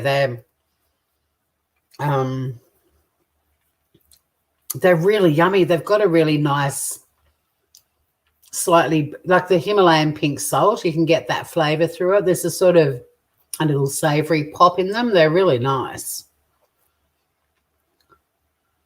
Thanks for the cry. But laughter, like tears of laughter being there, tears of laughter. If anyone walked in right now and they know you, they'd be like, did you make her cry? I set them in the freezer. So I've just put another tray of another 100 into the freezer. So that's one tray's worth minus about what? How many have I eaten? Maybe 5, 6. So there's 100 per tray. The setting agent is gelatin and xylitol. You know, that keto setting thing. Didn't Coldplay have an album called Xylitol Mondata or something? Where is it? Here. So these little fuckers got the mix got put in a pot with 300 mils of coconut cream, but you could also use water, coconut milk, almond milk. We whisked it away till everything dissolved, but the ingredients are gelatin, xylitol, organic raw cacao powder, coconut milk powder, natural flavor, organic coconut-derived MCT oil powder, Himalayan rock salt, and stevia is the natural sweetener. If I do any sweet keto things, and I haven't done a lot, but if I do, I use monk fruit as my choice of sweetener. But they're not overly sweet. They've got it's like a salted chocolate coconut flavor. They're divine. But yeah, so that's those. That came in my mystery box of keto treats and things to make. So I went onto eBay and I ordered a gummy bear mold, a tray with 100. In hindsight, I should have ordered 3 or 4 molds because this pot has still got at least 2 more trays worth in it. So there's my wacky evening. Last Saturday I was sharpening knives. This Saturday I'm making hundreds of gummy bears. I thought xylitol was a sweetener, but isn't it like a thickening agent as well? Isn't it like or am I confusing with thingamy gum? I'm sure I've used xylitol as like gum before.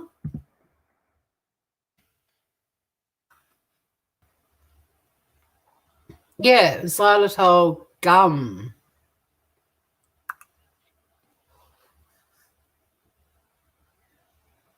Oh, there's a little blurb and now it's gone. So it says at the start, regular consumption of xylitol reduces the risk of tooth decay. They put xylitol gum into chewing gum too. But yeah, widely used as a sugar substitute and in sugar-free chewing gums, mints, and other candies. But I'm sure I've used it as a gum, like a cooking gum, not a chewing gum. But yeah, it's saying it does boost you. So I might be thinking of a different gum. There's a thing, it's something or other gum that I've bought before, but the gelatin would obviously be the main ingredient in this thing.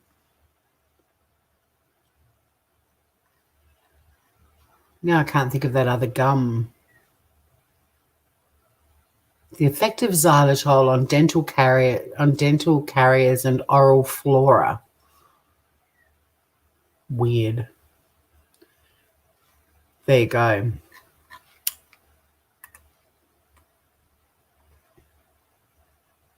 Yeah, it is gum, but sweetener. Right, there you go. Possibly also poisonous to dogs, by the way. Awesome. Yeah, being there, you and Lady Pegasus both have issues with stevia. Be good to know if there was... Oh, that's the one. Yes, that gum.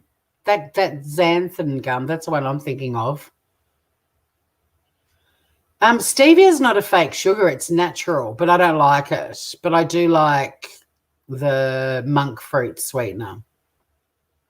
But stevia is not fake, isn't it? Or is it? I thought stevia was artificial too, but it's more that saccharine stuff. Maybe it's not.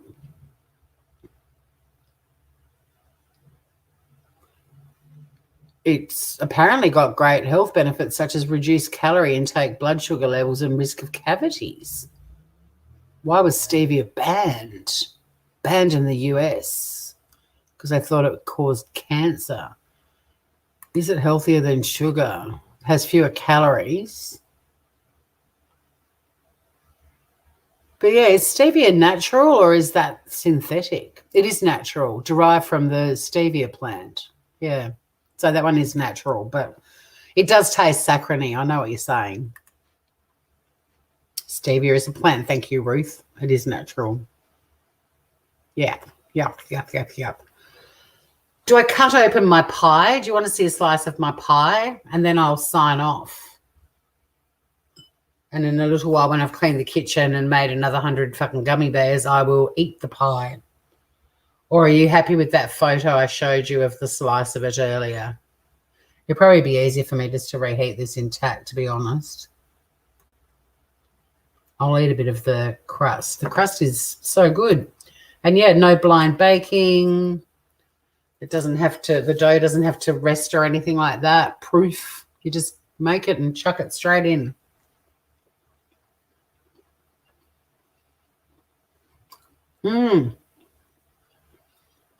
I love the that bagely flavorings coming through, the herbs and some thyme, and so good. I'll just pinch a little bit of the mincemeat. It's delicious. It's a gooey, cheesy, meaty pie of happiness. Perfect for a cool winter's eve in Taswegia.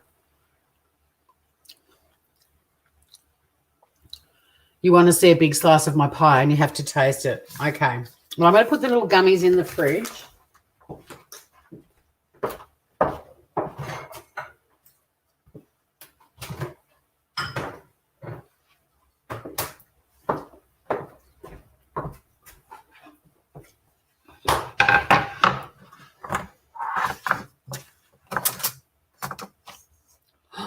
Look at that. Like magic. Although, wait a minute. I'll turn around so you don't see that big hole that I took out of. In fact, that's a bit that I'll cut. But there's the pie. And I'll get a plate.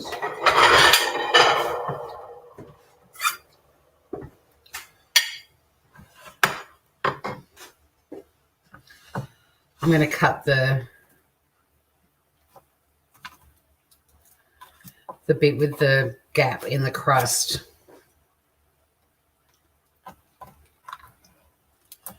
And I'll just cook up some veggies tonight to have with it, probably some broccoli and some green beans, I reckon. Oh, the crust fell off.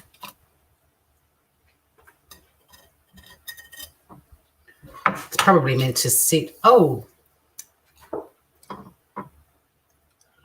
interesting.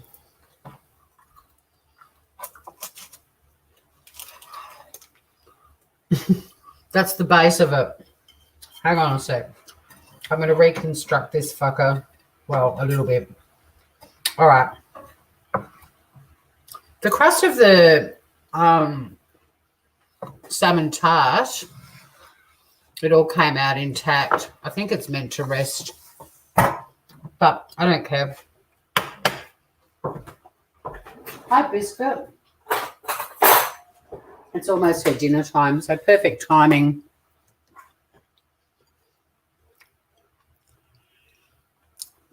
Yeah, green beans tossed in garlic. I love them too. They're my favourite vegetable, green beans.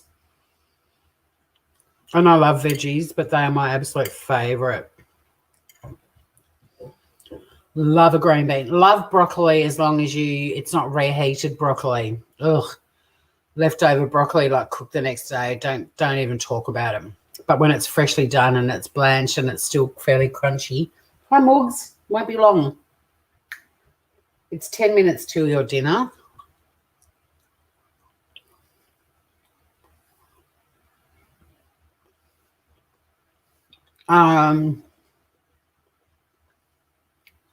Look, Lady Pegasus, I followed your orders and I've broken it up and eaten it. And it's fallen apart. But, oh, my God, it's so good, especially the cheesy stuff. Oh. Yes, it will. It will freeze.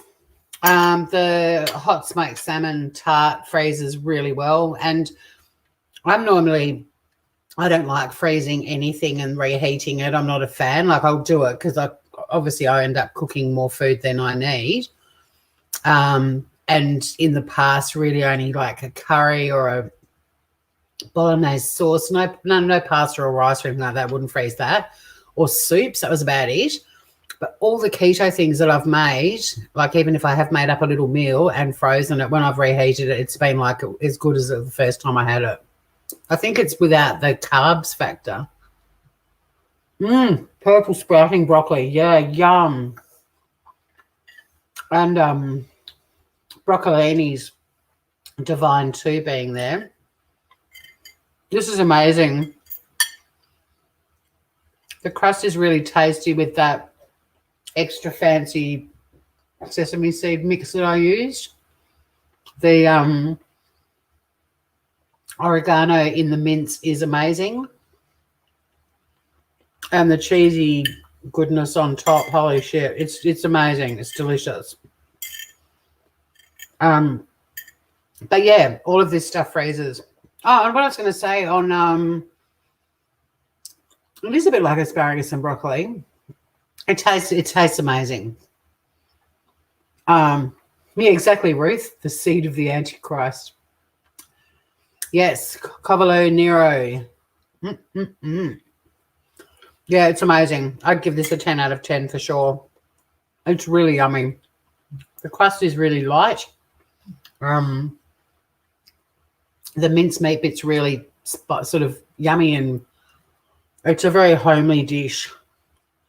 Now I'm just sitting here eating it, which is so rude. But I can't help it.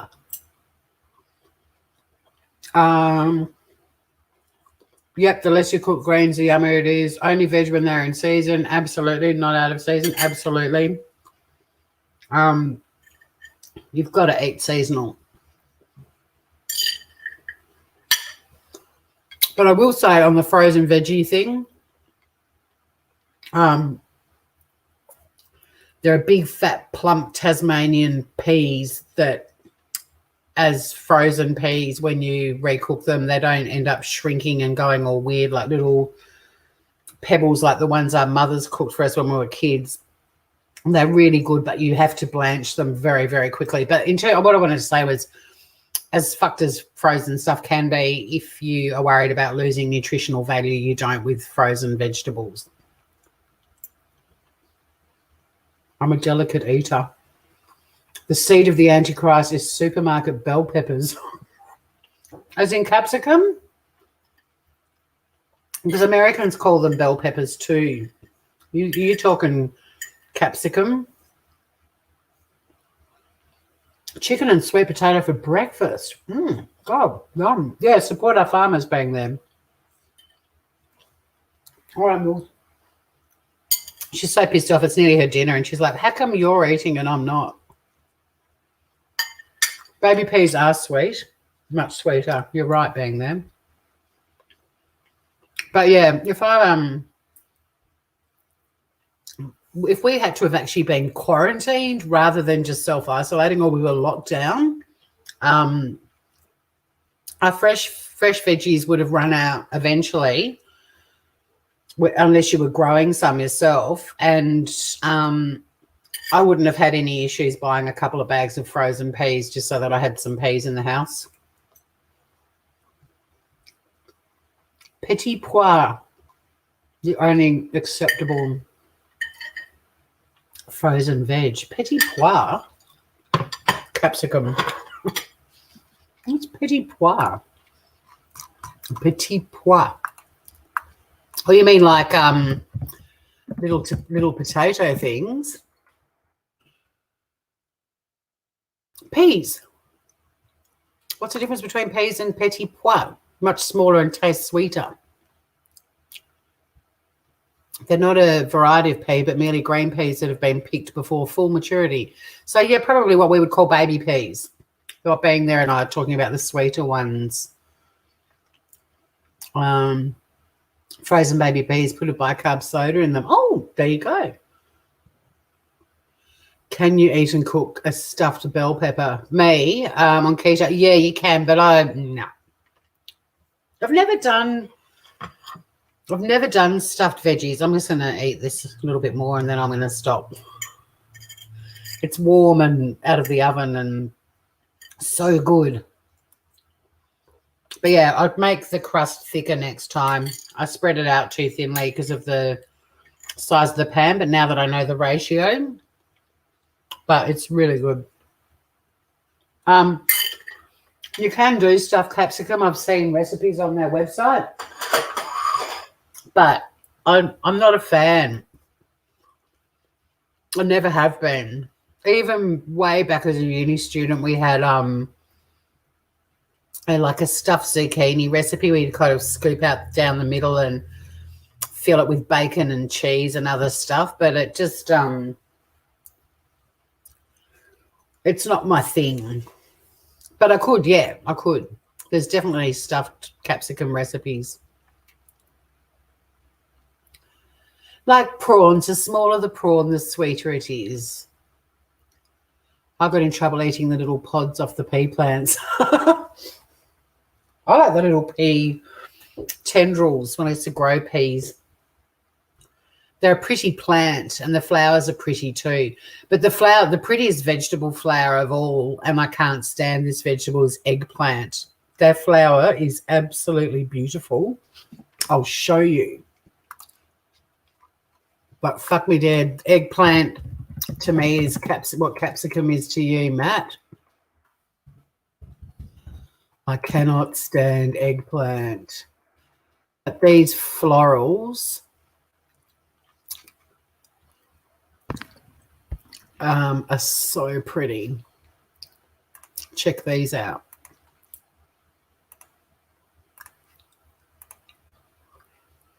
Look at them. I mean, and I don't like purple, but I just think they're pretty. They're beautiful in the flesh. I don't think these photos do them justice. But when we went to the agrarian kitchen and we had to walk around the garden and pick all the herbs and things, I was like, holy shit, those flowers are amazing. And I was like, yeah, they're the flower of the eggplant. I love a stuffed zucchini flower, though. Speaking of stuffing things, I do love a stuffed zucchini flower, but these, I just think they're just so pretty. They're not doing them justice, though. You really do need to see them in the flesh because they're big and impressive, and they're like, whoa. What be that floral? Remember, pointed red peppers only. Exactly. Pea shoots asked Gummy. Shelling peas for dinner when you were kids, ate more than what were in the pot. We did that too. We used to always shell peas on Christmas Eve because we always had peas.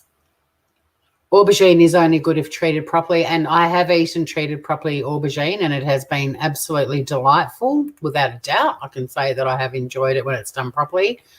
But if I went to somebody's house and they're like, oh, we're having a stir fry, which in the 80s when you go to someone's house, they're like, I've made a stir fry. It's like, well, you've already cooked it before I even got here. Ugh. Flash fry the fucker as quickly as you can, in and out, super hot. Not everything at once. Do it methodically and properly. And you'd get there and you'd think, fuck, what time did they make it? 3 o'clock? And it'd just be packed with all these veggies, including shitloads of eggplant. Ugh. But, yeah, in a fine dining restaurant, I have eaten eggplant and been pleasantly surprised. And I do like the little tiny baby ones. We used to eat them in Asia a lot, in Vietnam.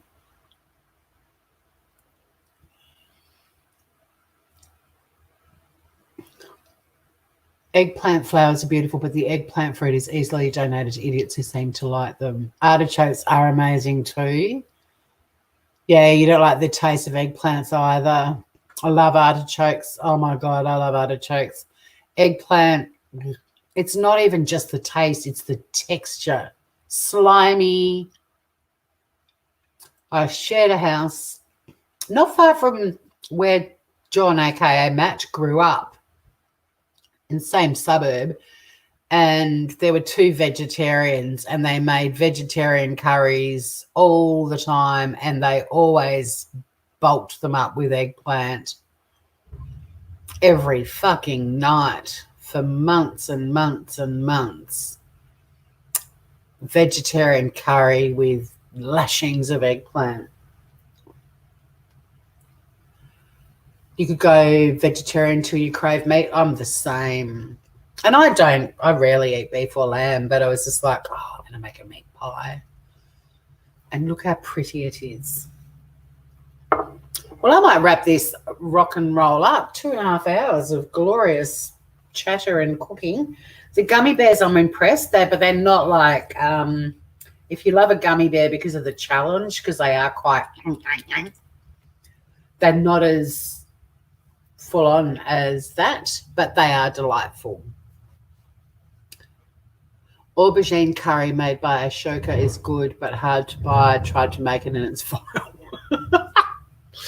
Like if I went to, I'm trying to even remember if there was eggplant on it. When we went to an Iron Chef restaurant in Hawaii on Maui, and I've got a feeling there was some eggplant in there somewhere, but it was done so well and it was so good. But generally speaking, it's the color's gross, the texture.